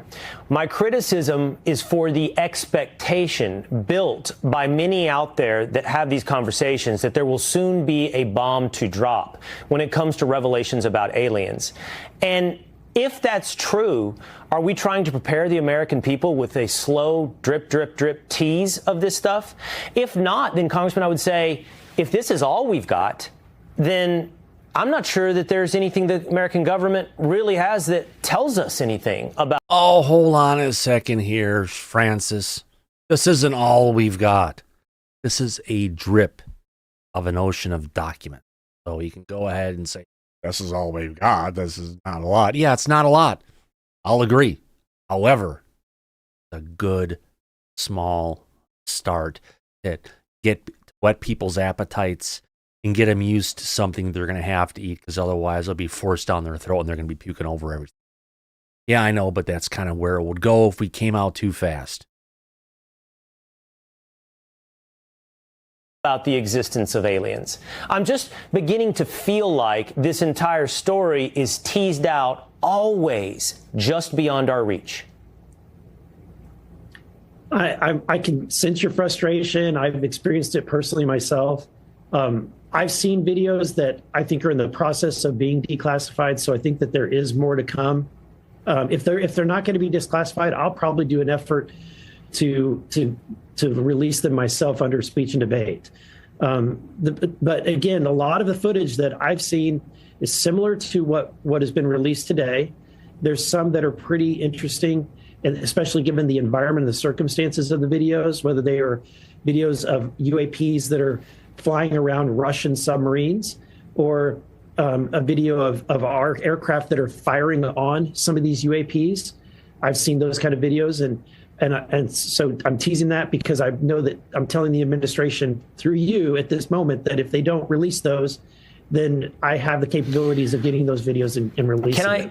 Can I ask you one more thing about this, Congressman? I expect you and I will have much longer conversations like we have in the past where we have fewer time constraints. But what I'm seeing here and we're sharing today and what's been released, there are probably hundreds, perhaps thousands of explanations for what we see on these video screens. They don't lead us directly to extraterrestrial or out of this world explanations. Is there something else? Is there some other proof that you've seen? Is there a more compelling video that can't be described or explained as a drone or a light refraction or any other thing? Again, I'm not cynically dismissing these things. As I've always mentioned to you, I'm open and curious. I just don't think the evidence is meeting the moment. I think you and I are at the exact same place. I continue to look for these things and try to follow the narrative that people are saying, follow the historical narrative that we have a crash retrieval program. And this is the kind of information that I keep getting presented. It doesn't mean that we don't stop looking. And so the White House and the ODNI is looking for the next places to go investigate. And I think that, and they've actually been open and asking me where those next places should be. And so we're going to be working to offer those locations. A lot of this is going to be in the hands of these agencies that are quasi-private or private companies. And that's going to be a harder dig for this administration to do, but that's where I think we're going to get to the truth. To his defense, the president hasn't made big promises about what this would reveal. I don't think I can say that about everyone who purports to have seen something, that there are big revelations. And so far, the evidence in the videos haven't met the promises. I do hope we continue to see more, Congressman. I hope you do fight so that we can see more. Obviously, transparency and answers is what we're seeking here on what would be a gigantic issue. Congressman Burleson, thanks as always for your time. Anytime. All right. There we go, Mike. Eric Burleson dropping some truth bombs for where we're at and what to expect going forward. Any reservations from your side? No, I like the fact that Burleson said that if the government doesn't release the videos that he's now telling us about, and he's seen himself, like UAP around a Russian submarine or our military craft opening fire on these UAPs, if they don't release it, he will. That's definitely a very good sign, Thomas. That means that the public will get to see those videos regardless if they're released or not. But Burleson, for the longest time, has said, if I get the proof, I am going to bring it out, irrespective of what goes on with national security concerns. He did, but let's not forget and overlook the fact that Burleson was the one who released the Hellfire missile at the UAP hearing. Yeah. That people were debunking left and right. I mean, the one he got probably from Jeremy Corbell? Yeah. Yeah. So we saw one of these UAP get shot at by our military aircraft and had the Hellfire missile bounce off. That was a good video. So I believe if he says he's going to release more of that if we don't get it from the government, I believe him. Yeah. I've got an update for you guys. I just sent this to you, Thomas and Mike. We got to figure out your audio, Daryl, because your audio eventually, because your audio is at a different hertz rating, so you're kind of like garbly when you're talking. But we'll figure that out after the show. But go ahead. Oh, hold on, maybe I've got the wrong mic. So, anyway, I sent you guys a microphone. I sent you guys an email. It's got a clear picture of Grush's photo, and also I attached another image of the back, looking back out of the space shuttle bay. So you know exactly that what is on his wall is the space shuttle bay. It's not definitely what it is. So anyway. All right. So you brought a document up, and you showed that's the one we were seeing before. We got something from Andy. That's pretty close to it. So yeah, that is the back of the shuttle bay.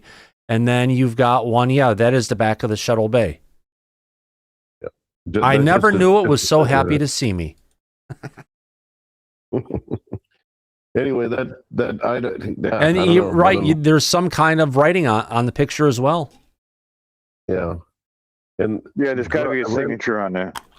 I ran that through AI, and they thought it thinks that that's either the robotic arm right there or an astronaut suit. So I don't know. Oh, wow. It's a robotic arm. I can tell. It was covered in some cargo. canvas. Yeah.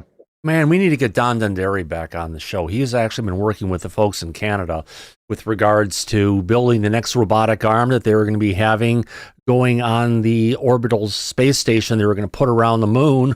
But apparently that's not going to happen. But he's a psychologist out of Canada who's been dealing with and looking at, the reality that humans are being taken away without their permission, and oh my God, it's horrible. We need to stop this. It's against the laws and everything. But Mike, if that's truly the case, and that's fine, but if they are also our creator and progenitor for that matter, and this is their farm, that logic really doesn't hold up that much, does it?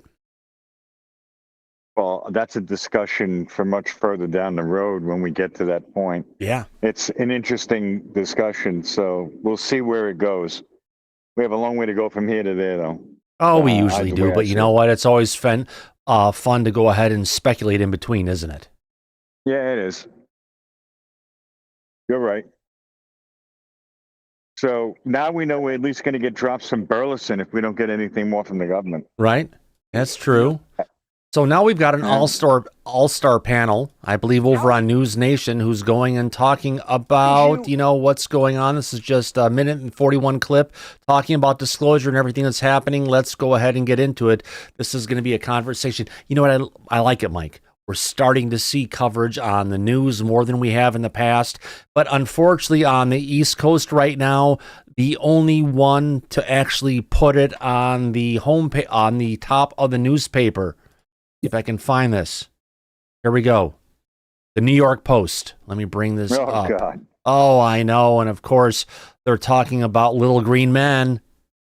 But the only newspaper on the East Coast right now going ahead and talking about what they brought out for the UFO files coming out. Unfortunately, not the New York Times, not the Washington Times, not any of those things. The Washington Post, USA Today, nobody has it there.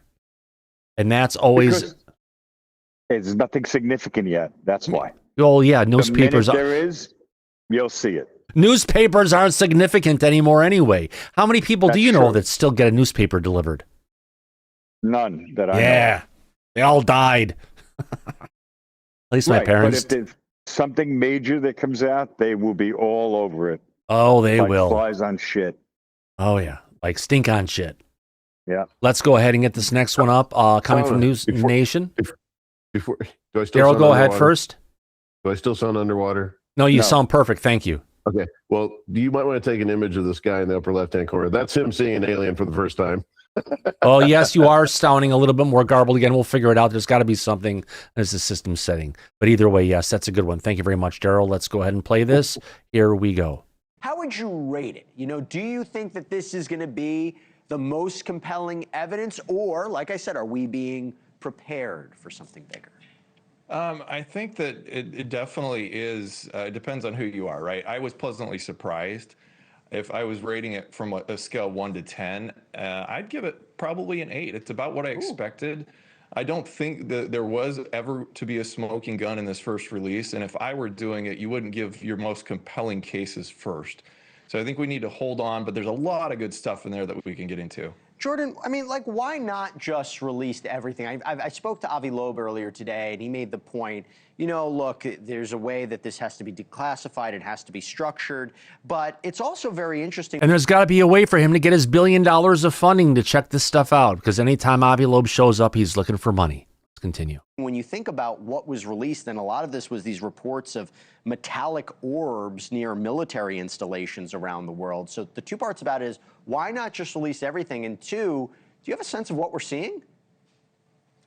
Sure, and thank you again for having me. Yeah, I think that this is a process. Would you rather have everything all at once in a year from now, or would you rather have a package now and then a few things along the way? So I think it's good that we have some visibility here, but there's also whistleblowers that have come forward like David Grush who have said, the president actually isn't getting access to everything that he should be getting access to. There are files that haven't been turned over, for example, I believe from the CIA, from the Department of Energy. So I would expect to see more drops, and I think that's consistent from what our partners in Congress are representing as well. Yeah. Good thoughts coming in, Mike. We just have to keep on looking to the media and other areas because, this is what a lot of our friends are watching out in the community. Yeah, it is, and the public as well. So, yeah, I agree with his point. We need to get more drops. We need to get more information at a rate that people can digest and not be overwhelmed by. So it's a step in the right direction. And let me remind everybody once more, this is a .gov release of this information, which we've never had before. In 250 years of this country, it's the first time we have an official release coming from the government. That's a good sign after 80 plus years of this being hidden. So we're definitely a step in the right direction, Thomas. Oh, God, yeah. And we will continue to step in the right direction. It's just, keep on trying to keep up with what's going on in the media, what's going on everywhere. Okay, I got to put this out there. Although this has been talking about UFOs for a while, we do cover science stuff. This one is just amazing. There's a video clip of someone with Parkinson's disease, right? It's a horrible thing that people go through. They say there's no cure and everything. Check this out. They have a new process that they use to go ahead and take someone with Parkinson's, and they use an MRI with a directed ultrasound, and they're actually able to go ahead and take it and shut down people's Parkinson's disease. That's amazing if it works. Yeah, look at it on the right. Look where he's at after it versus before. Holy cow. There it is where he's shaking and everything, can't control it. And after the therapy that goes on with no pain, boom, there you go. Yeah, they should give Michael J. Fox that treatment. Oh, yeah, exactly. And in our next piece, Mike, we've heard about the pastors who are going ahead and spreading fear among their flock that Christianity is going to be destroyed, coming with disclosure. Demons, yeah. And it's angels and demons, but we have to go back to the concept that, I'm sorry, God, angels or demons don't need a starship, do they? They do not. Absolutely not. So let's play this little clip here talking about that and how they're seeing it and what's going on. Here we go. I find out that he is part of a private group of Christian intelligence operators. Okay, so we're talking about the person who went out there and actually dropped this news that was out there, and this is someone who's looking at this, talking about the situation and how it went. I find out that he is part of a private group of Christian intelligence operators. And I say that very specifically and as pure as possible. He is not government. He is not part of an intelligence agency, not NSA, CIA, none of the alphabets. As far as I know, he is part of a private group of Christian intelligence operators.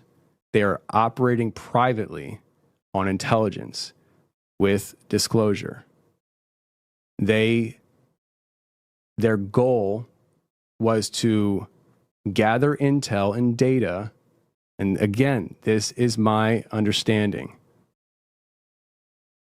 Their goal is to gather intel and data on what this disclosure stuff is. I don't know what their opinions were of it when they first started the operation, but as they started gathering intel and data and rubbing shoulders with a lot of people, I am like bottom of the totem pole type person. That's why maybe I feel so weird about that. I don't feel qualified to be the person talking about this. They gathered a lot of intel, and they came to believe that what is happening is deeply spiritual. What people are experiencing is deeply spiritual, and that what the majority of the experiences are when it comes to, let's just say for generic surface level terminology, abductions, alien abductions, is demonic in nature. And there's an element of this UAP phenomenon and entity phenomenon that is fueled by fallen angels and fallen angel technology. They're fallen angel technology, Mike. Yeah. Demons don't need spaceships, Thomas. No, they That's don't. a horrible acronym, by the way. Yeah. It is. There you go. There are a lot of opinions that I come to the table with on that. And my opinions may not match their opinions totally. Their opinions may not match mine totally. This connection was not to get anybody to believe in a certain narrative. It was to raise awareness amongst Christian leaders, and I would say I am now one of those, that disclosure and the reality of it is happening through their data, through their intel. And this is not anything that's top secret, confidential, classified. This is all open source stuff that they have gone through, rubbed shoulders with people, gathered information from people, and came to these kind of conclusions. But the whole point was to prepare Christian leaders on the reality that it's not a game. It started in 2017, the disclosure movement, and it's not a game. There's a lot of pastors in this world today, in this country, that laugh at it, scoff at it, think it's ridiculous. This is not a game. Pastors need to understand that there is a coming time very soon. If you just look at your news, what happened yesterday with Kash Patel and him saying he has the disclosure documents ready to release or something like that, it is happening very soon. And pastors need to be very aware of this so that when whatever information comes out as to this disclosure, there will be a narrative spun. I believe there will be a narrative spun. Let me say it that way. I believe there will be a narrative spun. A narrative spun by Christian pastors, I would think he's talking about. They have strong opinions and feelings that whatever comes out could possibly be part of a great deception talked about in Matthew 24, 2 Thessalonians. Oh my. And their desire was to get pastors understanding the significant weight of the matter so that they can turn around and be personally prepared to lead their congregation through a very stark spiritual season of our culture. Oh, well, he did go there, Mike. I hate to say it, but it's something we can't get past. He's speculating out of his ass, is what he's doing. Well, Marcus and the Mandels would even call him out as a bossy bottom. I'd have to agree on that one, but yeah. Oh, yeah, I would agree with that as well. All right, so I've got a power group of a bunch of videos coming up. The first one, we've got some clips. Lue Elizondo was on with Ross Coldhart on his reality check last night. Hopefully, Ross got a reality check. The first one we'll be talking about is some additional information about the lunar missions, and we've got a bunch of videos. We're going to power through here relatively quickly, my friends. So let's get on to this first one. Here we go. Let's also not forget what photographs did come out, right? So we can say, oh, those are, those photographs, those videos aren't very impressive. But let's look at the moon, the ones that came from the moon, right? There's several in there. There's several photographs that are very perplexing. Now, these came from, the government already admitted it, came from the Apollo mission, the lunar mission during the Apollo 11 lunar time frame. So 1969, when we first put a person on the moon. There are pictures there from the surface of the moon of objects that are orbiting the lunar surface. And let's look at reality here. We did not have satellites orbiting the lunar surface in 1969. We barely could put a person there, and barely. So it's something. And a lot of times you have to. It's not what the government says; is what it doesn't say. And this was very revealing because the government said, "Yeah, these are real objects." We don't know what they are, right? So then if they're real objects and they're not ours, clearly, then whose are they and who had the technology to park something right up there, watching what we're doing? Yeah. Great point coming from Lue Elizondo on this one and just talking about the moon and everything. All right, the next one we've got coming up is we've got Representative Eric Burlison hanging out on Hannity last night. Let's see what he has to say before we get back to some more clips of Lue. Here we go. We have aircraft. Do we? I think we do, but I don't think they're quite in our hands. I think what they've done is handed out to some of our defense contractors or some private entities, because that way they're not FOIA-able. Freedom of Information Act. Say we handed something off to Ford Motor Company. We haven't, I don't think. But if we had, me as a congressman could not FOIA that from Ford, but I could if it was the FBI, if we really trusted them to give us the right information, which I don't always. But I think that's what they've done with it. And they've compartmentalized this stuff so much, Sean, that it's very difficult. You'll have somebody within one department tell you that it does not exist. We don't, a little guy with the man bun in the Biden administration telling me we don't have data points on this. And then, the next week, I'm getting briefed by somebody in the same alphabet agency that's telling me that, in fact, they do exist. And here's the footage of what we're seeing, and we don't know what they are. Well, and why in the world would these pilots, go ahead, I'm sorry. There we go. Yeah, that's true. Coming from Representative Tim Burchett, agree with him 100%. In our next clip we've got coming across, we've got Lue Elizondo talking about covert operations. More importantly, Mike, this kind of hits at home. The Congress may not be able to force some UFO programs to release information, even with subpoena power, which kind of hits home the necessary need for disclosure to come from the executive branch and not from Congress. Your thoughts? Yeah, you're right. It does. We know that. You've been saying it for years now. It has to come from the top down. It's the only way we'll get to the truth. Yep. Absolutely. Let's play this next clip. Here we go.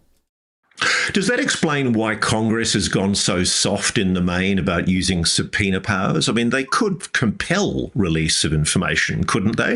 If indeed, as is being asserted, I mean, the fundamental premise at the heart of all of this is that there's been a... Why is that? No, because if you look at really, for example, there are certain, look at Executive Order 12333, for example, U.S. intelligence activities. There is a certain group of intelligence operations that never have to be disclosed, except for to the Gang of Six, or at least they should be, and that is covert action, covert operation. Now, I'm not going to go into detail here. There's a legal definition for it if anybody's interested in looking at it, but these are operations where the U.S. government can officially deny its involvement, and does all the time, and it will lie to the American people, and it will lie to the world to do it, and it's called, as part of that is covert action, and we do it all the time. And so if there are legal proceedings and procedures and precedents that protect these type of operations, certainly when I was working in the government, a lot of what I did touched the world of covert operations. And I would never be able to talk about that ever, unless someone gave me permission to do it. And I don't doubt that the UAP topic has been handled the same way for many, many years. So there we go, folks. If there is information that's out there and people who have signed NDAs, Mike, and it's dealing with covert operation, etc., it's hands off for Congress to bring out the truth, which hits home the conversation we've been saying again and again here on Disclosure Tonight for 5 years. The only way we're going to get disclosure is coming from the President of the United States. And we're getting it. Right. So we got the official drop the other day. And this is the step in the right direction coming from this current administration. Right. So, yeah, that's a good thing after 80 plus years of this being a secret. Something's better than nothing, right? Oh, yeah, 100% it is. Absolutely. Let's get on to our next clip we've got coming across here. Let's go ahead and bring it up. This is over on, station is this from? Newsmax. Has an interview with Lue Elizondo going head-to-head with Avi Loeb. Let's see where this one takes us, folks. Here we go. Enjoy. Dr. Avi Loeb is a professor at Harvard University and the director for the Institute for Theory and Computation. And Lue Elizondo is the author of Imminent, Inside the Pentagon's Hunt for UFOs. All right, Lou, first to you on this one. Give us your thoughts on what we're seeing in these newly released documents and videos and pictures. Well, first of all, thank you for having me, John and Katrina. This is really a historic moment for greater transparency in the U.S. government. This administration made a promise to the American people, and they are delivering on that promise. So I think it's very, very significant. Two, what I'd like to do is just caution people, look, it's very, very easy for us to go down these rabbit holes and just look at something on a video and be like, oh, wow, that's really something interesting. And reality is a lot of these things have prosaic explanations. What concerns me are the ones that do not. When I was at the Pentagon in the ATIP program, which was the Pentagon's UFO investigative program that we had at the Pentagon, we worked with the CIA, the FBI, and there were instances where we were encountering things that certainly were outperforming anything we have in our inventory, and we were pretty sure was not foreign adversarial. So there's still a big mystery behind this. Yeah, President Trump just weighing in on Truth Social, as he is wont to do. Yes, Avi. Here's what he said. As for my promise to you, the Department of War has released the first tranche of the UFO UAP files to the public for their review and study. In an effort for complete and maximum transparency, it was my honor to direct my administration to identify and prove government files related to alien and extraterrestrial life, unidentified aerial phenomena, and unidentified flying objects. Whereas previous administrations have failed to be transparent on the subject, with these new documents and videos, the people can decide for themselves what the hell is going on. Have fun and enjoy. Have fun and enjoy. Mike, I need to pause this for a second. This is where he says the people can decide for themselves. Right. He keeps making that point. But then he says, what the hell is going on? Right. Well, yeah.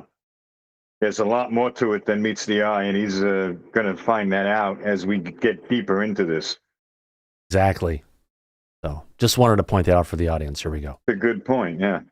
And happy Friday. I'm less concerned now. Yes, exactly. Avi, I just have to ask you the question. I mean, you talk to people. John and I were talking about it. Like, are they or aren't they real? Of course, we're talking about, intelligent life way outside of this solar system. What do you think on that? What's your answer to that, and why? Well, thanks for having me. Fundamentally, I believe that we are not at the top of the food chain, as shocking as it might sound. And the reason he stole that one from Lue. That's the first time Avi has said that, right, Mike? That's right, 100%. Exactly. is simple. There are 100 billion stars like the sun in the Milky Way galaxy alone. Most of them formed billions of years before the sun. We're late to the cosmic party. And even our Voyager spacecraft takes less than 1 billion years, to cross the Milky Way galaxy. So that's 1970s technologies. And there was plenty of time for other civilizations, more accomplished than we are, to reach our backyard. And so this is not a philosophical question. It's not a religious question. It's a scientific question as to whether we are being visited. We just need to look around us. And, this question of are we alone was asked by the physicist Enrico Fermi back in 1950 in Los Alamos. And perhaps one possible answer to this question is right here. We just need to look. And I'm very much encouraged by the release of the data today, even though it's preliminary, and we should expect the most interesting data to come out in the future because it takes more time to declassify. But already today we have about 82 records from the Department of War, 56 records from the FBI, 12 records from NASA, 8 records from the State Department. Altogether, we're talking about serious people noticing things they cannot understand. And of course, their day job is national security. So these are serious people. We depend on them for the safety of our nation. And they say they cannot figure out things. So for me as a scientist, I very much would like to help them. And I'm really delighted to see this data because I see science as the privilege of maintaining our childhood curiosity. Most of the scientists are risk averse. NASA will never make a statement that could be controversial, so they are very careful at what they say. But fundamentally, science is about data, evidence, looking at it with open eyes and figuring out for ourselves the answer. And, that's what makes it fun. And I completely resonate with what President Trump said. It is fun to look at new data and try to figure it out. There we go, Mike. Wise words coming to us from the ephemeral Avi Loeb. He is looking older. Either that or he's on Ozempic. You're starting to see more wrinkles on the side of on his face in general. even Disclosure is even. Oh my God, Mike! Look, he actually has a picture up on his mantle of himself. Of course. In his office. Oh my God! Nice. All Well, right. he's waiting for his $1 billion. Yeah, he is. Congress. He is. Now, taking a look at, oh my gosh, we got to go to the Twitter account of Anna Polina Luna. Oh my gosh, what is she saying today? Actually, yesterday, the American people deserve, remember, she's been at the one trying to push this for the longest time. The American people deserve transparency, accountability, and access to information regarding UAPs and disclosure that the government has kept hidden from the public for decades. This is a massive first step in the right direction. Good point. She put up the, seen one of the latest things, and oh, look. She's reading a storybook to kids, and there's no whisper in her ears saying that the towers collided. Or something collided with the towers. I know she had a good one in here yesterday about, thank you, POTUS, for pushing for UAP declassification for the first time in American history. And there was another one, the American people have long sought transparency about the government's knowledge of UAP under President Trump's leadership. The Office of the Director of National Intelligence, blah, blah, is bringing it out. And then this is the one I was looking for, Mike, the one that is so appropriate. Let history reflect that Sean Kirkpatrick, who's the former head of ARO and is still poking his head out of the gopher hole, is a documented liar. Deep state shill, and having a very bad day, which, you know what, we haven't heard anything from him since we've had this release, have we? Oh, do you really expect him to say anything at this point? Yeah, Probably why not? Where's McWorst? Yeah. I mean, well, McWest. Yes. Yeah, no. He's going to keep his head down. Yeah. He was lying to the American people and intimidating witnesses. He was the former director of ARO, but you know what? He is the chief technology officer currently, I believe, at Oak Ridge National Labs. Gee, I wonder why he still works for the government. Right. Because they're still some factions are trying to keep this secret. And he's on that side of the fence. So it's good to see Luna pushing back against him on that. Yeah. Absolutely. Well, it looks like, we've got another video clip here we can go ahead and play, coming from News Nation, coming from Richard Hoffman, who's part of the SCU, the Scientific Coalition to bring out the truth on UAP. Let's see, Mike, if they take this year's conference and actually make it public again. Remember last year? It was all, kept hush-hush, where scientists were afraid to come out and talk about the topic of UAPs on the fear of ridicule. Right. So they are an organization that has lost credibility for a long time now. Yeah. And even when they could be getting credibility, at least with an audience that believed what was going on, they had a video 2 years ago or 3 years ago they're going to bring out that was shot from multiple airliners that had a UFO over the Pacific Ocean that was over a mile wide. Right. They were supposed to go ahead and release this, I believe, 2 years ago at the SCU conference. In July. Never happened. Nope, disappeared like it never existed. Exactly. So now hopefully they can bring out that in truth. So let's get to this next video. Here we go, folks. Let's have some fun and talk about it. Richard, what do you make of the release today? Is it satisfactory given we're calling it Disclosure Day, or is there more to be revealed? I think to the general public, the uninformed public that doesn't really get into this, it was a nothing. It was a nothing burger. I mean, for the most part, because a lot of people that I talk with, even in my family, didn't even bother to look at it. Didn't even know about it. They're not a. Why? We got another person here calling this a nothing burger. I don't agree. It's getting a lot of people all over the place to talk about it, and it's on all the different media sources. Granted, it hasn't hit the legacy newspapers that everyone over 70 or 80 reads, but it's out there. Every major news media platform is talking about it. Different aspects of it that they find go beyond what the government narrative has been so far officially up until this point, and they're right. But the general public, They need a body or a craft to be roll real out the documents, or they'll take bodies, it roll seriously. out the craft. Let's see it all. Let's have them in a cage or whatever's going to have to be. Bring it out for us to go ahead and see this stuff. Right. There's a lot of We people know are that. talking about they want to see. Right. And they're not wrong. Yeah. Not saying they're wrong. No. Right. So we understand, but we also are aware of the significance of this drop and what it means moving forward. Anyone in the back have any thoughts on that besides Mike? Yeah, Jump I'd right say in.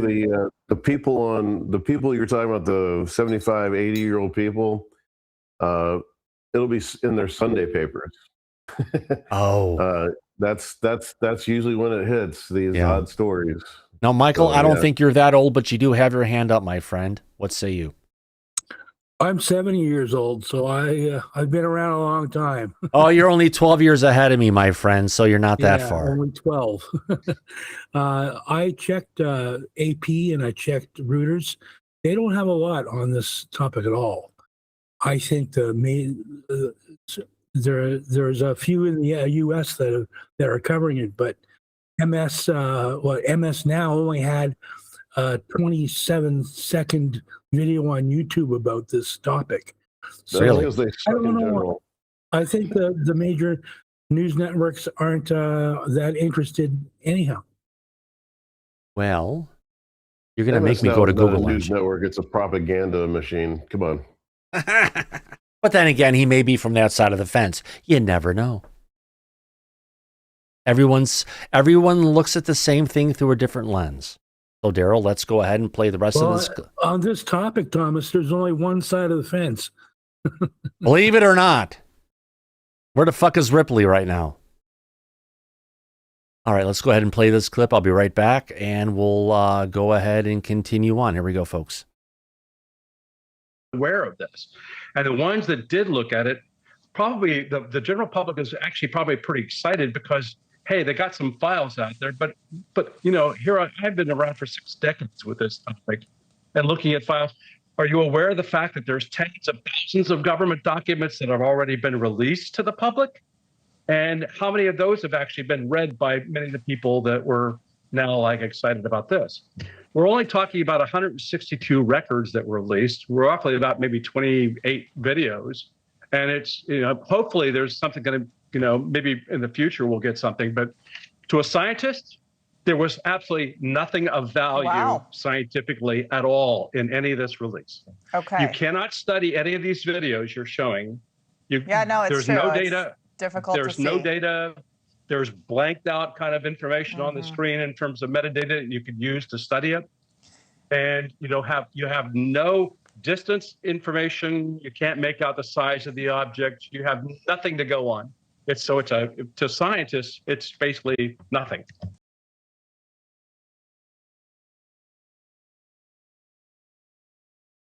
I have to go ahead and say it's not Richard, nothing. what- There's something more than nothing. Right, Mike? Yeah, it's definitely not nothing. The Gemini audio transcripts that we got of confirmation between mission control and the Gemini spacecraft in low Earth orbit, stating that it was a genuine contact, a bogey, that's not nothing. And that wasn't publicly released before. It is now. So there's a few things that are interesting in here, but not as far as the public is concerned. And I told you what they need to take this a lot more seriously. They want a body rolled out or a craft, something they can see and touch. One And we're gonna crash have to material. wait. Yeah, that's what they want. We want They dead data. bodies or biologics, body parts, whatever it is they can go ahead and show, right? They want information. What's the DNA of the bodies? Is it similar to ours? Is it different from ours? They want real information that they could start digging into, which I understand. You do too. Yeah. We would love all that, but we're not there yet. Hopefully we're on the right path moving towards that goal. Yeah. Absolutely. Nick, go ahead. Yes, Thomas. She, like how she actually did something, which they said that the aliens.gov is actually an immigration site instead of an alien site. It's not an immigration site. Wait till they bring it out. I say they put that site together as a threat to the DOD, saying, if you don't bring this out and deal with it, we'll do it without you. I mean, but the Kalshi said, I mean, if it is an immigration site, then that's a trick on all of us. Well, yes, potentially, maybe. You never know where it's going to go. But are we calling it demons? Are we calling it aliens? No, Eric Burleson discusses UFOs in the Bible and his faith on OAN. I know this is a crappy video, but it's coming to us from good old Matt Laszlo recording off his television set. So shall we watch it? Let's check it out. Here we go. Centered as best as I can here. I'm a godly man. I, with my upbringing, can't say these are aliens for sure. I got to look at this and say, are these fallen angels? Are these demons? Is this good? Is this bad? Is this bad and evil? What do you think, Eric? I don't know your religious background, but I mean, again, there's stuff moving on screen here that I don't care how advanced. If China or Russia or somebody's beating us in advancements, these things move like nothing we've never, ever, ever seen before. That's what freaks me out. Well, you know what? This is actually someone irrespective. He's actually making sense for once. Not talking it down, but he's actually calling it as he sees it. I love it. Yeah. And, Frank, I am a Christian. I am absolutely a born again believer. I believe that the only way to salvation is through Jesus Christ and for you. Miko, let me kind of walk you through my personal journey on this. I'm a skeptic. I believe that I'm from the show me state. You're going to have to prove to me what these are. I'm going to have to see them for myself in person before I believe anything. I don't want him to show me anything. That being said, I've often wondered how does this fit with my biblical worldview? Does this really challenge my faith? Right. And what I've come to the conclusion is that if you pay attention to what the Bible actually says and not what you think it says, this does not conflict with anything that we believe as Christians. The Bible is very clear. I will go to the Old Testament on this one over the New Testament any day. Here, we're not the first creation. That there were entities, part of the heavenly kingdom, the kingdom of God, that were created before mankind entered this universe.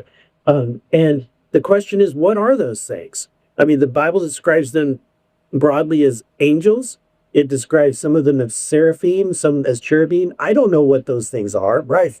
And there's people, but at the end of the day, I don't want to pigeonhole myself as a believer into saying, an alien comes from an extraterrestrial being comes down, and that doesn't fit the Bible. Well, maybe it does. Maybe that's what the Bible was. Maybe that's how Mary got inseminated. You never know.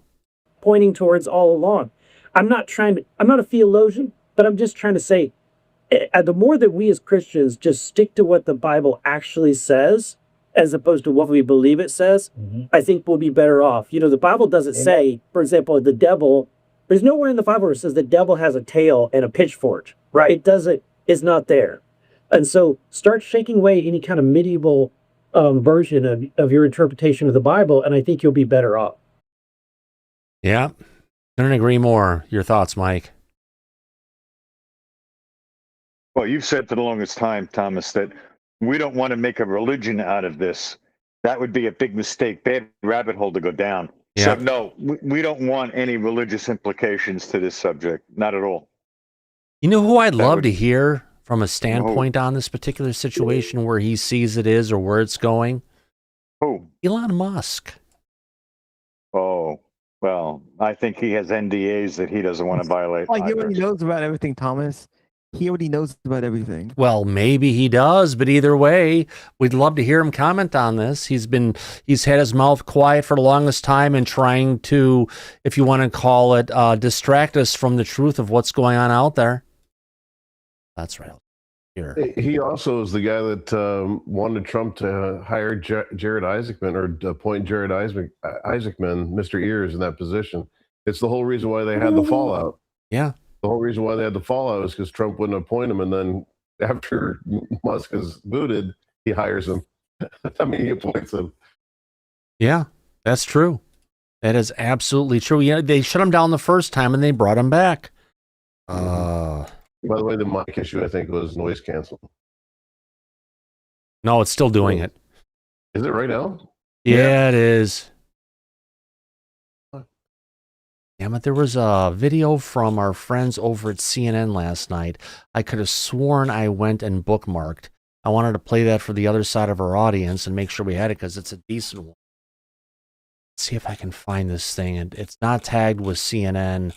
But I think this is the one, not that one. We got another one in here somewhere where we got David Grush talking. And I remember we didn't realize David Grush was going to talk in this one. Let's get to this first one here coming from News Nation. We have coming of, who is this? Ryan Graves from Americans for Safe Aerospace. And we also have Admiral Tim Gallaudet talking about the situation and where we're at. And I see the next one, I think, coming down with David Grush. So let's play this one as a teaser first before we get to the David Grush recent interview. Here we go, folks. Let's play it. We have to ask you about this Apollo transcript, also really interesting.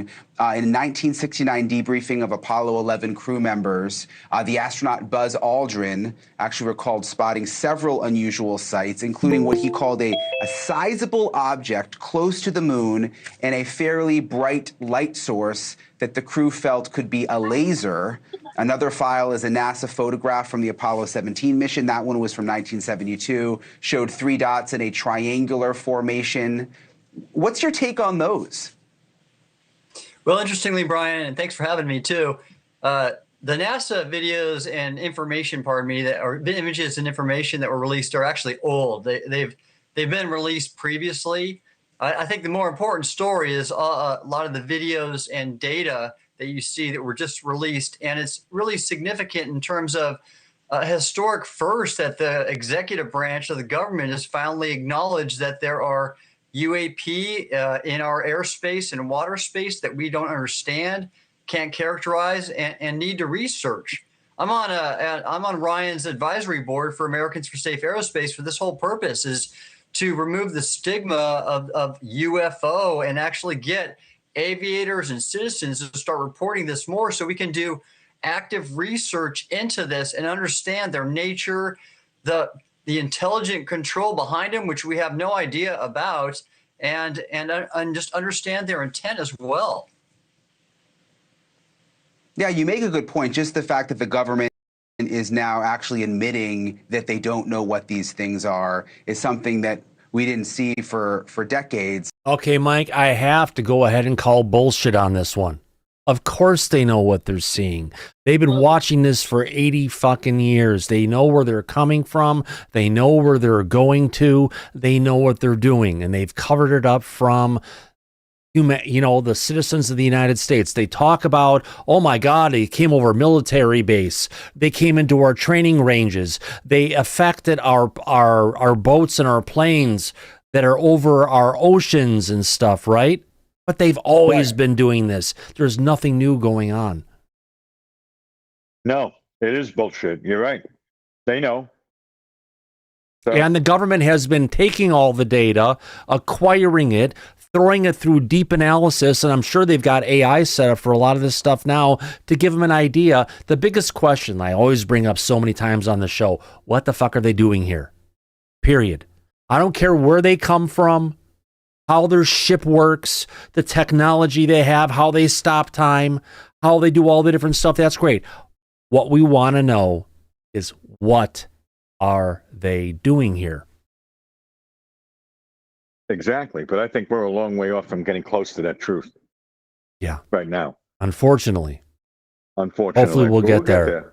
Yeah, so in our next clip, we've got interview from yesterday of, David Grush over on Fox News with Brett Baer. Let's go ahead and play this clip. Here we go, folks. Enjoy.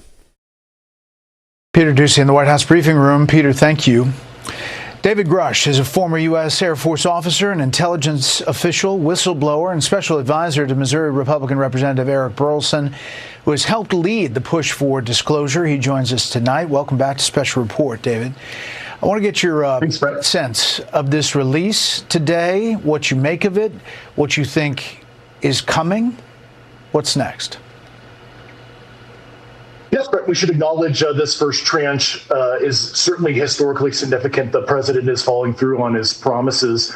Some of the information in this tranche certainly will be historically significant. Some will be attributed as prosaic natural phenomenon, and upon further analysis, I believe further documents will reveal a lot of the other information that I got access to in terms of foreign intelligence on adversarial UAP programs and certain U.S. operations. However, that security declassification review is quite complex, and I would expect some delays. But I certainly fully support Trump's White House team on this declassification, and we should definitely applaud the president for following through. But do know that there's going to be some agency obfuscation.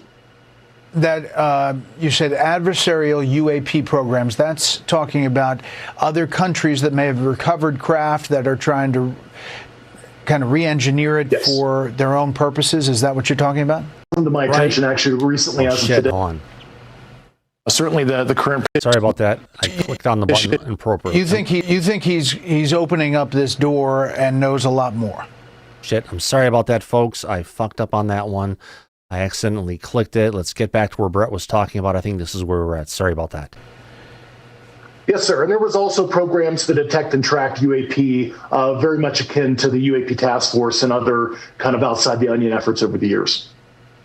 Okay, this is, we had you on obviously in November. We did a series of reports, and thanks for coming on back then. This is what you said then about the president.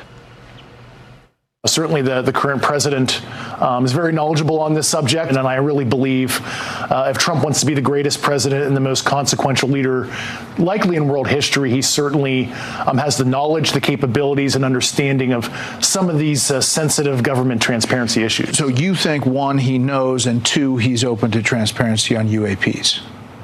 He certainly is very well informed on this issue. Leave it at that. Yeah, so you think he's opening up this door and knows a lot more? Oh, yes, sir. And I actually went into that in detail recently. I did an interview with Chris Farrell on Judicial Watch, and certainly President was briefed late in his first term before COVID by a particular agency and was briefed on many of these issues, to include the crash retrieval issue. However, like I Mike, didn't he meet with Trump meet with both Grush and Jay Stratton?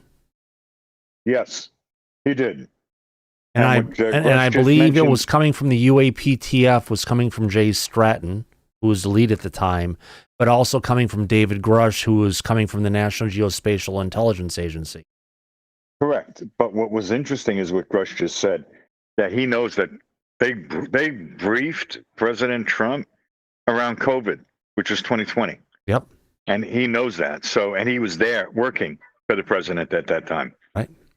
Right. So that was a very revealing information as to why Grush is now saying publicly that the current president is very well versed on this subject. And as a quick reminder to our audience, we have 562 people watching the show right now, only 238 likes. If you could go ahead and hit that thumbs up, I'd appreciate it. It helps share the show with more people and get more people involved in disclosure. Thank you, everybody. Let's continue. Put it out on Judicial Watch. Certainly, I don't think he's gotten all the information, and because of that agency's reputation, he certainly probably doesn't believe quite everything that he's been told, and I'm sure he's tasked his team in the White House to verify a lot of the other aspects that he was briefed on his first term. You know, there's a lot of people out today saying this doesn't, advance the ball that much. I want to see the real stuff. Mm-hmm. There are a lot of documents out in this file, and one of them, we're just digging in here, Daily Mail first found it, but it's in the documents released by the Department of War. It's from the 1960s. It's an FBI report which says a few witnesses have reported seeing crewmen landed from these objects who are described as 3.5 to 4 feet tall, wearing what appear to be spacesuits and helmets. And that's the first reference in this tranche to actual creatures, aliens, extraterrestrial. Do you know that to be true? That is true, and certainly the U.S. government has recovered those biological materials, something I've testified to. And because of that, a lot of other cabinet agencies, to include, believe it or not, HHS, under RFK's leadership, will actually have to deal with some of the document triage that has resulted from some of these programs. So what you're saying is we are on the cusp of getting a lot more details that deal with actual alien beings, however you're going to describe them. That's certainly up to the president's team, and I certainly support them, but it has come to my attention actually recently as of today. There are some actors within certain intelligence agencies, to include DIA and CIA specifically, that are actually blocking some of the president's presidentially appointed team and getting access and getting control on some of these historical records. So I really expect the Undersecretary of Defense for Intelligence and Security, Bradley Hansel, to take care of that, as some of that's under his cognizance, especially on the national program side, which is directly under his organization, to reveal some of the historical National Security Council records on this. Mike, this is a big statement to say that both the CIA and DIA are blocking the president's move on disclosure. Now, we know that there's a lot of unelected bureaucrats in positions who think they're in power and they don't have to listen to the elected officials coming from the executive branch, but that's not how the cookie crumbles, is it? No, it isn't. And it sounds like things are going to heat up.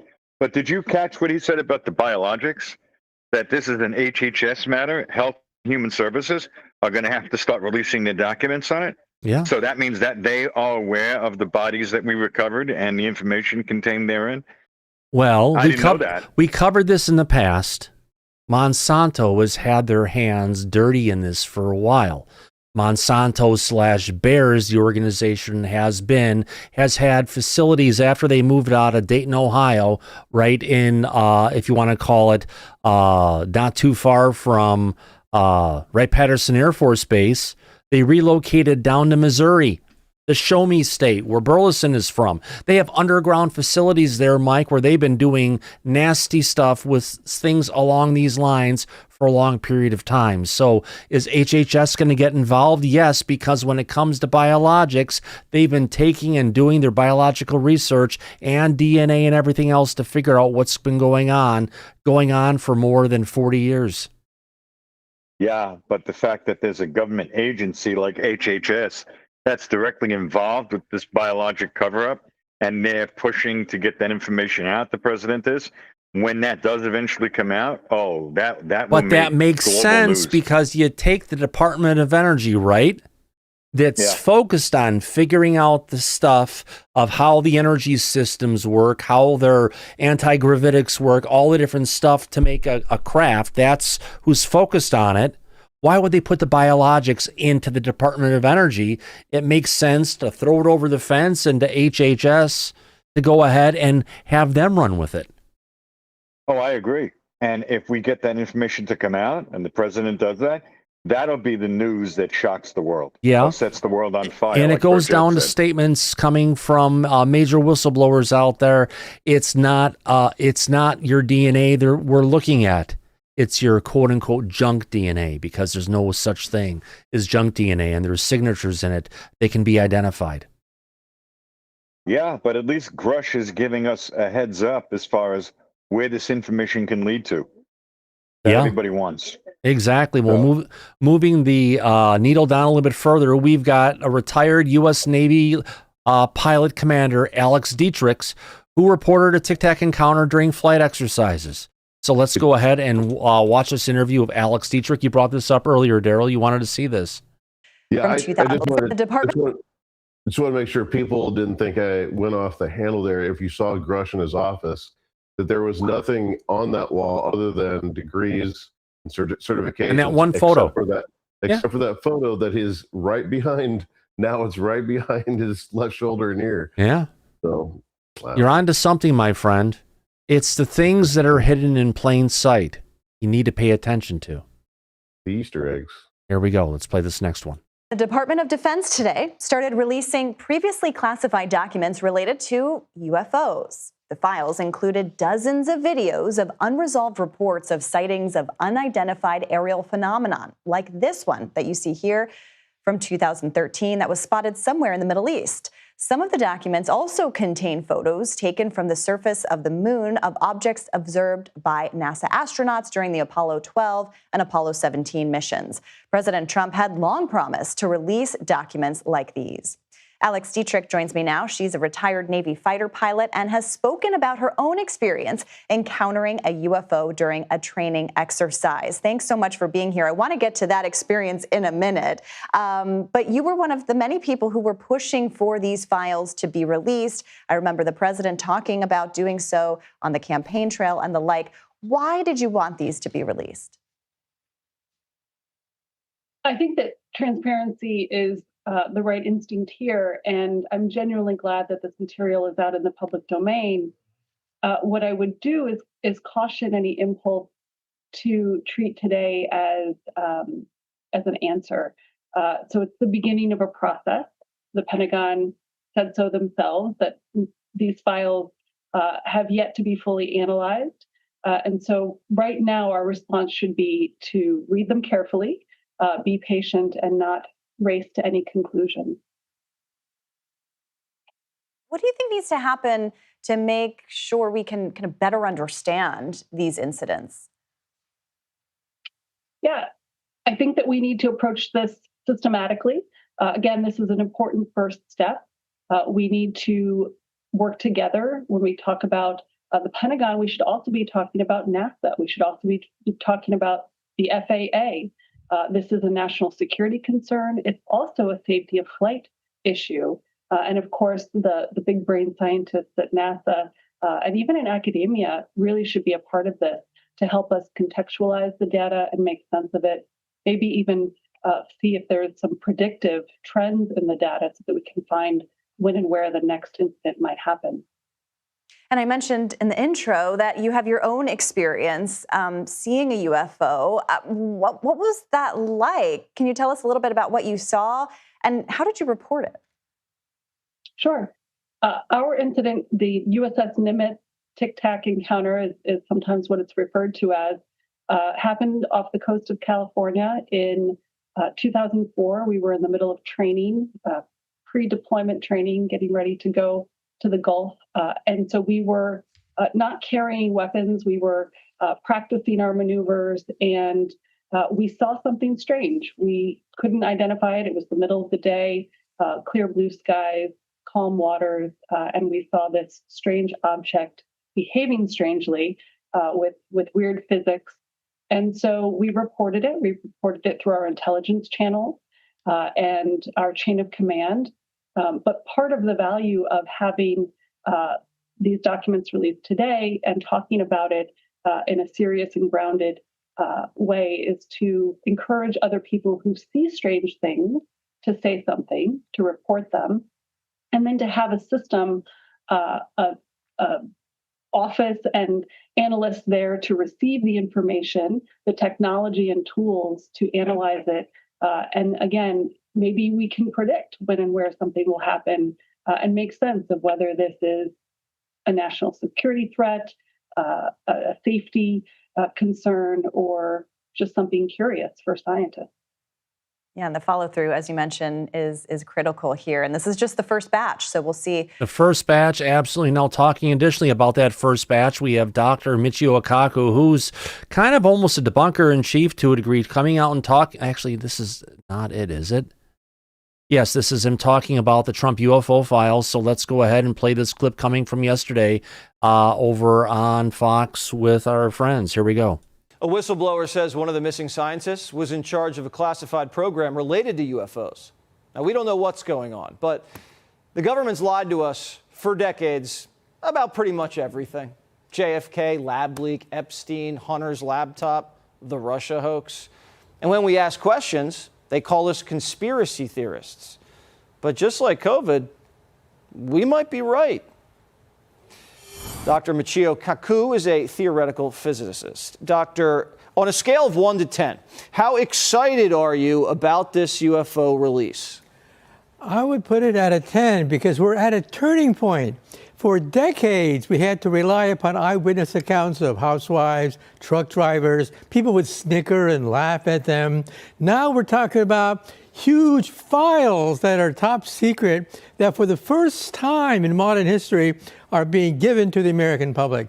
So I'd like to congratulate President Trump for having the nerve to go against recommendations by the FBI and the CIA to release these files so that independent researchers, scientists can go over them and we can make up our own minds rather than having the CIA make up our minds. And the CIA apparently is still fighting the full release. When you hear or see about a UFO that goes like that, up, down, left, right, at 90-degree angles so fast you can't even believe it, what does that tell you?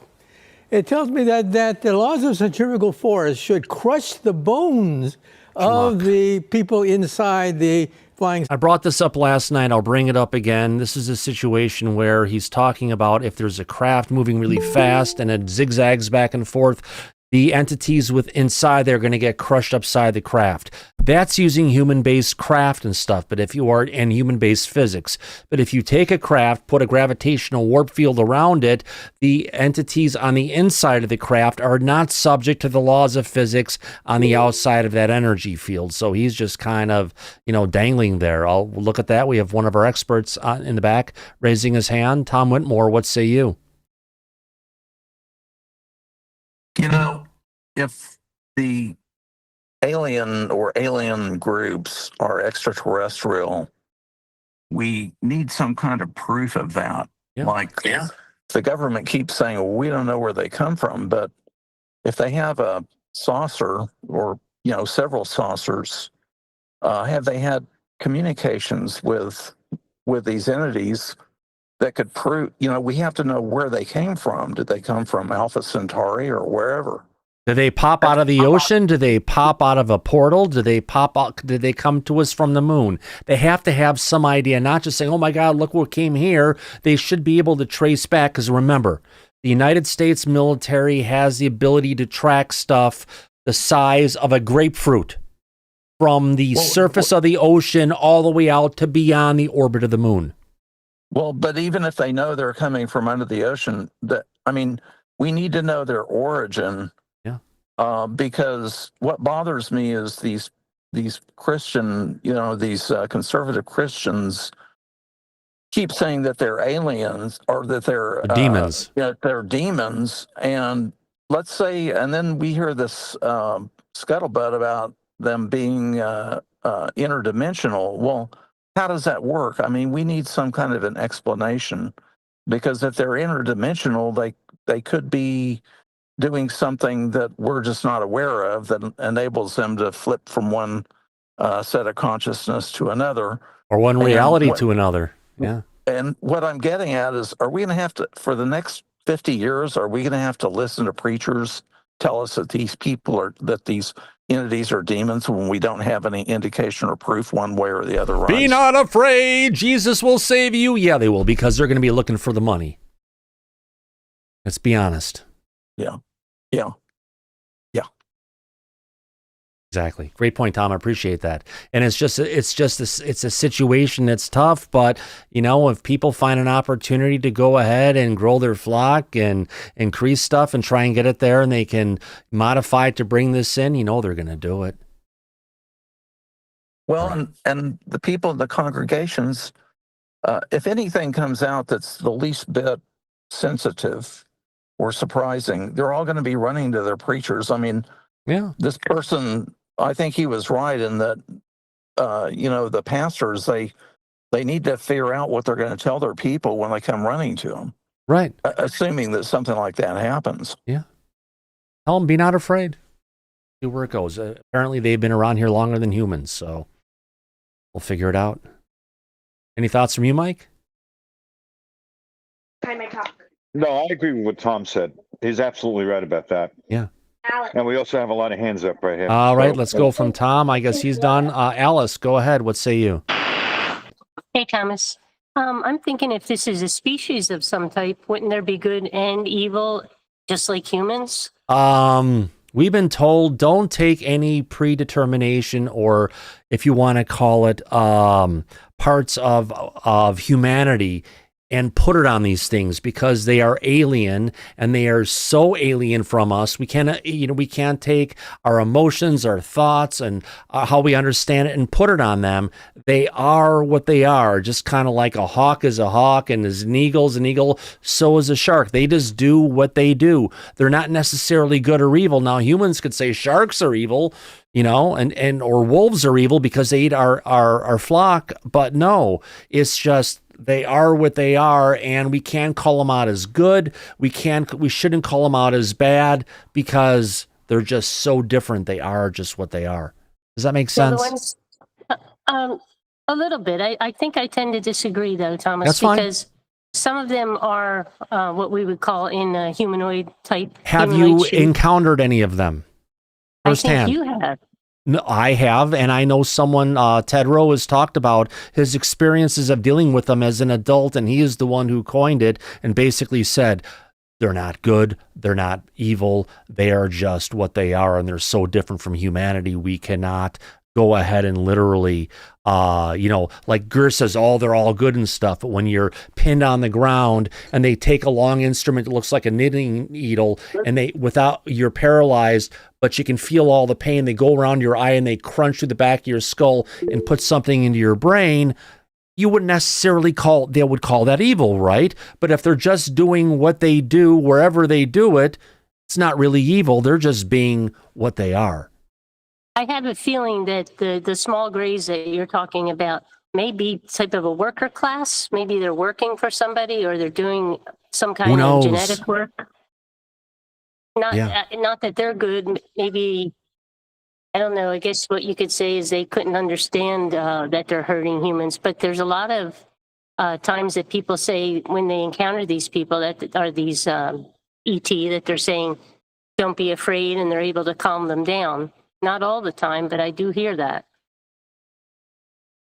Interesting. Thank you, Alice. You appreciate your opinion on that. We all have our different opinions on this. I'm from the point saying they're not good, they're not evil, they are what they are. You saying some of them could be viewed as good for what they're at. I'm just saying for the general audience, don't go ahead and take the heuristics of humanity and start imbuing these aliens with it because they're aliens. They're not humans. They're not us. They don't think like us. They don't act like us. They don't behave like us. Completely different. If they're from another dimension, especially, they're not us. So let's go ahead and continue on with this clip. Thank you, Alice, for that info. Thank you, Thomas. Thank you. Thank you. Saucer. So either there's basically an automated flying saucer, so there are no bones to crack as the thing goes zigzagging left and right, or it represents a very high level of intelligence to create something like that. So in other words, we humans cannot get into a spaceship that goes zigzagging like that. Only aliens can, but even their bones would break. So it must be a very high level of automated computer technology. And you're hearing these eyewitness reports from military officials, intelligence officials, 3.5 feet, 4.5 feet, small in stature. They can walk. Flathead for your beer. Why does this seem to be the common description of alien life? Well, we don't know until we have actual samples of this. That is, close encounters of the second kind. Not just visual hearsay, but real, authentic pound of flesh, the bodies, the wreckage of the flying saucers. That's close encounters of the second kind. That's what we need. And hopefully in these documents, we're going to find some evidence of that. Recovered aircraft of alien technology, the bodies, what have you. Hopefully in this mountain of declassified documents will be more than just, I saw something last night, dear. Maybe it's, hey, we have the body. We can do autopsies. We can look at the reverse engineer, the engine.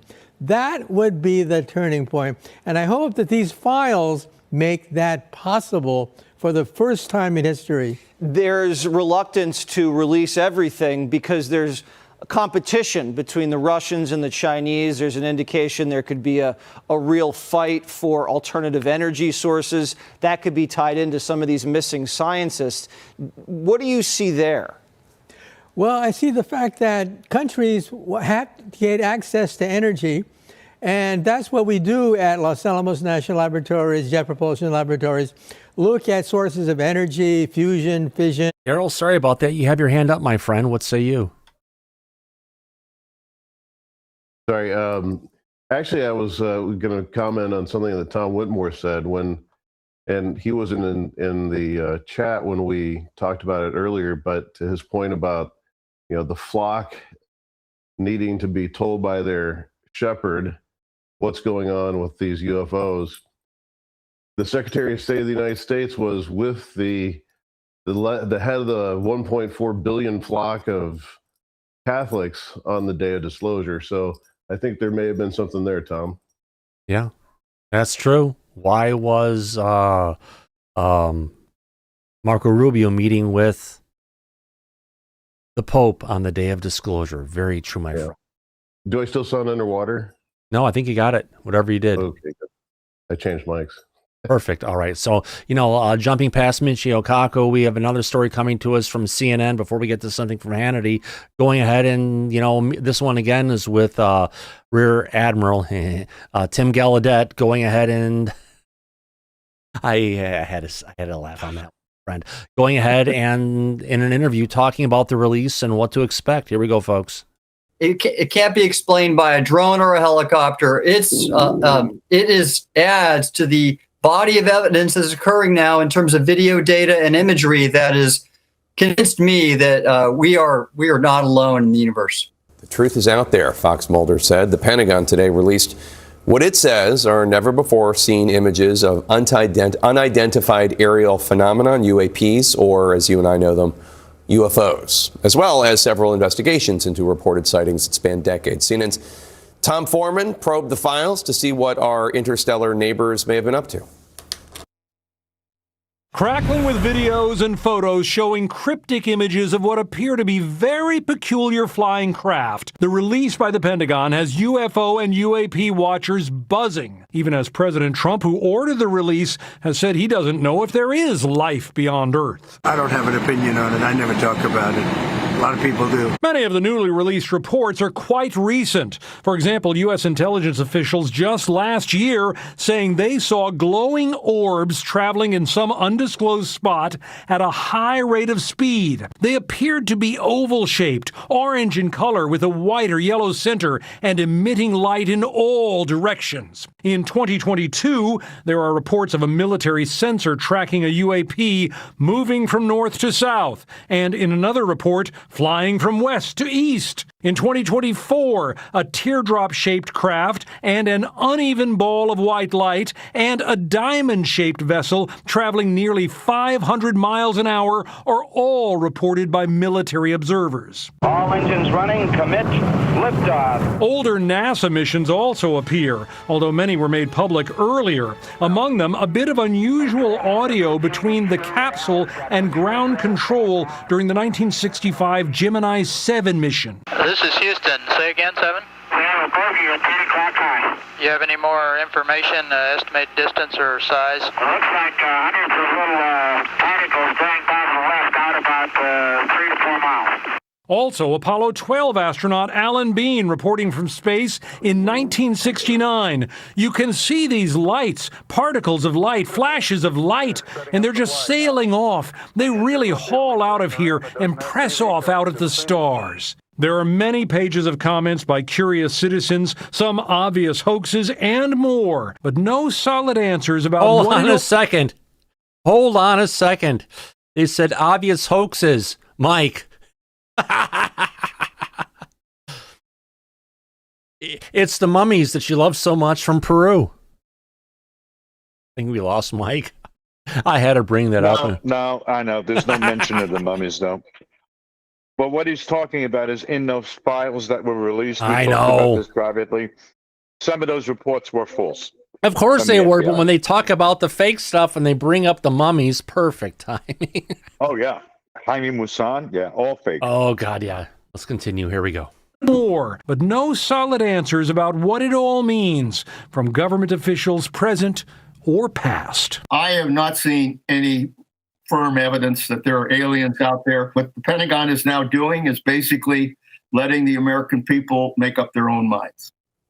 Now, let's be clear about this. Almost all of this does get explained. It's an airplane, or it's a weather balloon, or it's a meteoroid, or it's sometimes even some type of mirage. Almost. Mike, why does he have a Karen haircut? I've seen that on so many arrest. I've seen that on so many arrest videos, and usually it's someone with dark hair, and then it's gone blonde. Daryl, you would know what I'm talking about. I would.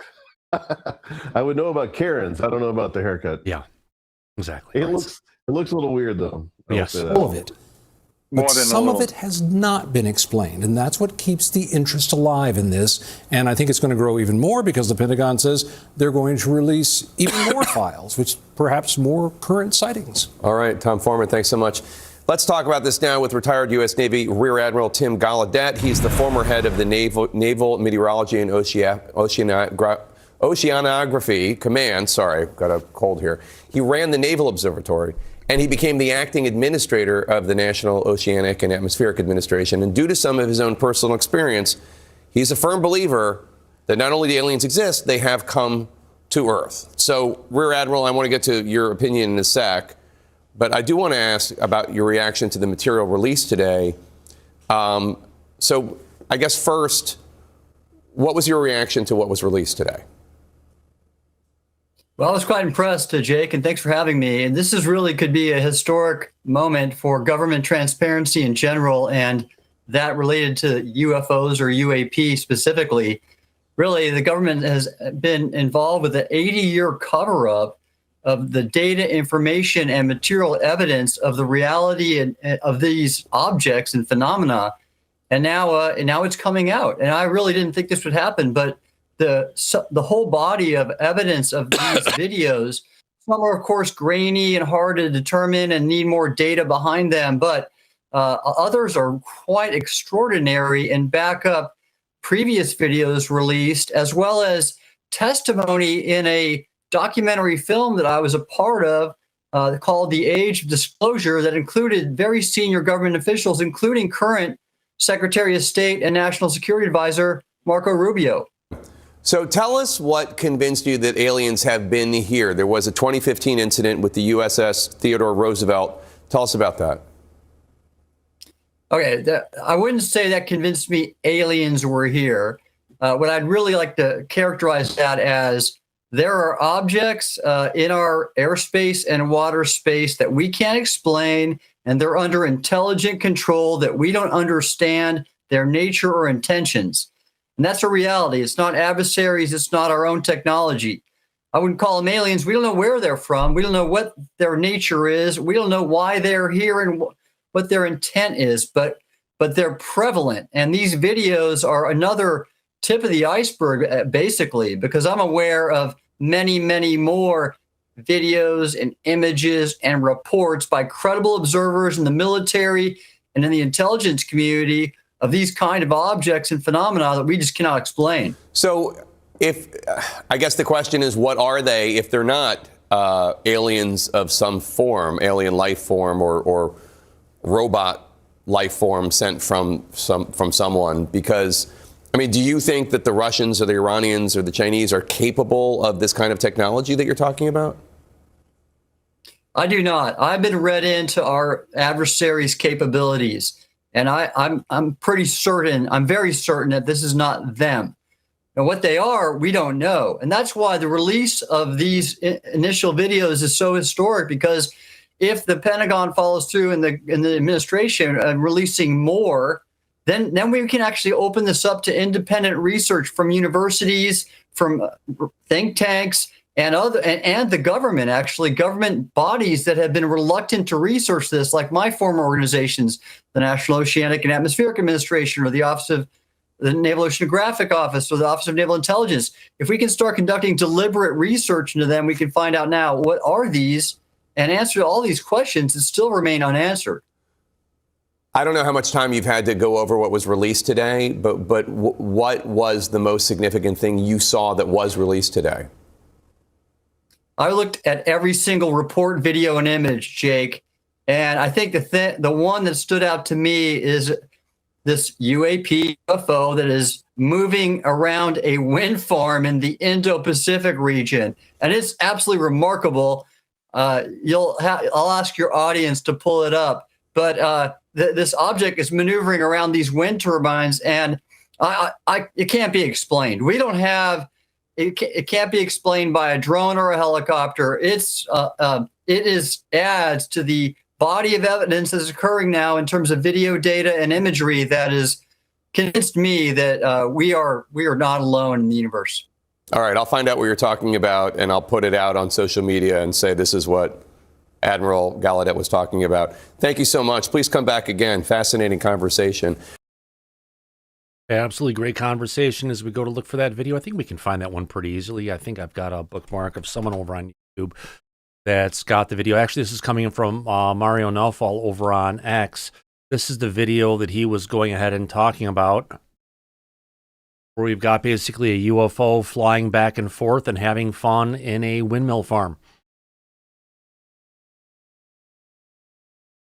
I believe this was over in Southeast Asia, not Malaysia, but Singapore or someone to that extent. And I believe it was Indonesia. That was close. Yeah. And that's just zipping back and forth around the bases in between all of the different, if you want to call it, blades as they're turning around without issues. So interesting to say the least, my friends. All right, in our last clip of the night, actually this one, let's get to it. We've got coming up from Sean Hannity from his episode last night. This is a short one to go ahead and talk about the whole thing and where we're at, potentially where this is going to be going to. Here we go, folks.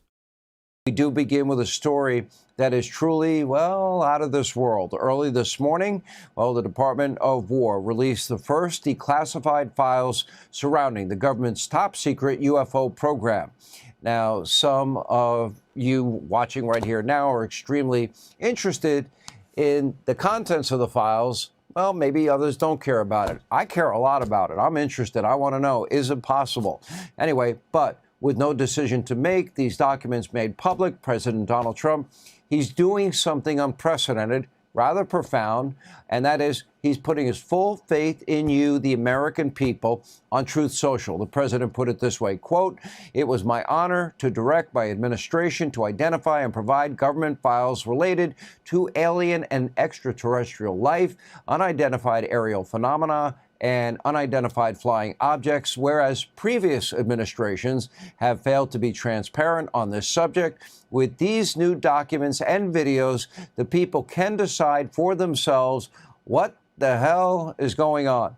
Have fun, enjoy." In other words, it's not the government's job to, be gatekeepers of mysteries. And now it'll be up to you to decode, decide what you believe, what you choose to believe. Now, we're going to have full analysis coming up with a UAP whistleblower. His name is Lue Elizondo and Congressman Burchett. But first, here is just a sample of what was released to the public for the very first time. Take a look at your screen.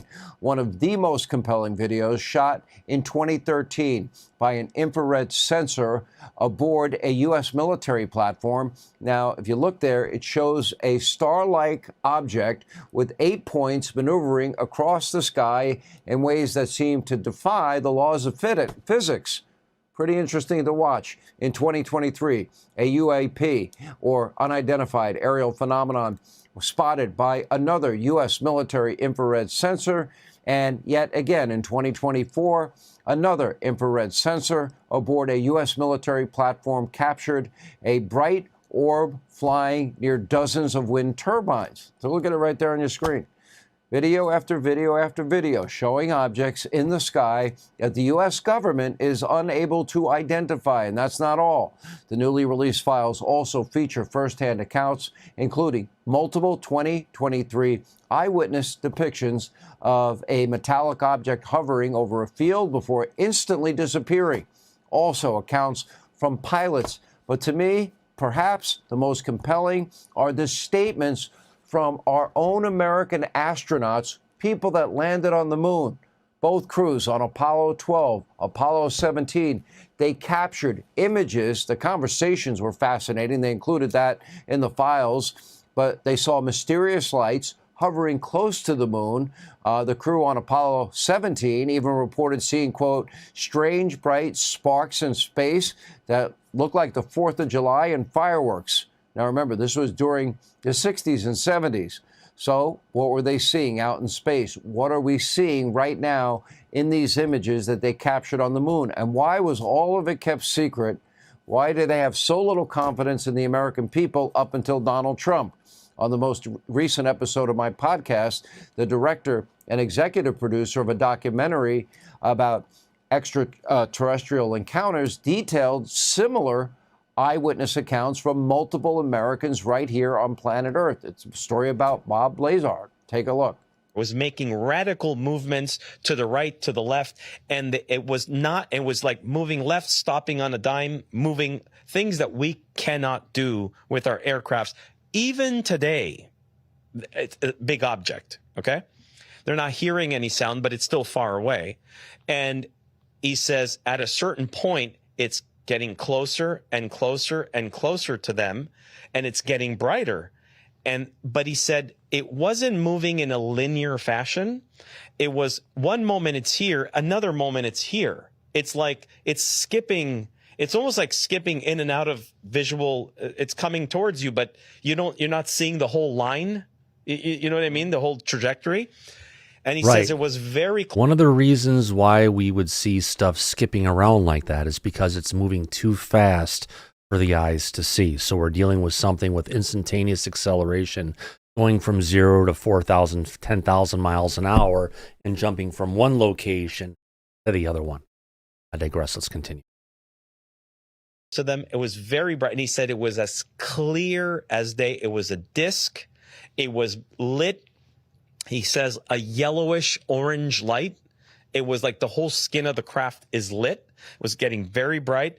Bob said that has to do with the propulsion system. It's the way that the skin of the craft has an electrical field on it. And he says, and it just vanished.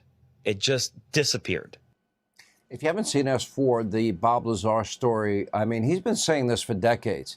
Now, my next guest has viewed some of the most top secret material related to government, the UAP program. I already played that one earlier today. Great clip from Sean Hannity. It's been a great show overall, my friends. Daryl, thanks for coming out. Yeah, I think we covered a lot of stuff again today, right, Mike? Oh, absolutely. Great show. Yeah, absolutely. Thanks for having us. Oh, God, yeah.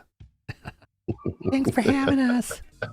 On that note, I want to go ahead and thank everybody for coming out to this episode of Disclosure tonight. More importantly, I want to thank our friends that have thrown some super chats out our way during the show. We're a fan-funded program, and I personally appreciate every single super chat that comes in. It helps keep the lights on and keep this thing going. So let me turn off the auto and let me go ahead and thank, who do I want to thank? I want to thank Kane Northrup. Thank you for the super chat. Stargazer 4625. This is Liz W. Thank you very much. Shelly Montgomery, appreciate it greatly. Monica France, Firefly, Melora, and there was someone at the start of the show that I missed, and I want to go ahead and make sure I don't miss it. That would be Scott Jensen. Thank you very much for going ahead and sending out $20 from the United Kingdom. Appreciate everything that you've gone and do. I appreciate everybody coming out to this great episode of Disclosure tonight. Keep an eye out. We'll be back maybe tomorrow. If not, we'll be back Monday. A lot of stuff to keep on going. Mike, thank you for coming out. Oh, my pleasure. It was one hell of a show. Yeah. So I had a lot of fun with this. Yeah, this has been good, Thomas. Absolutely. Thanks for doing this. I mean, we still have 533 people watching, but we've been going for 3 hours again today, so I have to go ahead and pull the door closed eventually. I want to thank everybody for coming out, and as we usually say at the end of every episode of Disclosure tonight, eyes open, no fear, be safe, everybody. But go back to Party City where you belong. Absolutely. We'll catch you in the flip side. Good night, everybody. See you tomorrow. Actually, Monday. Take care, everybody. Bye-bye.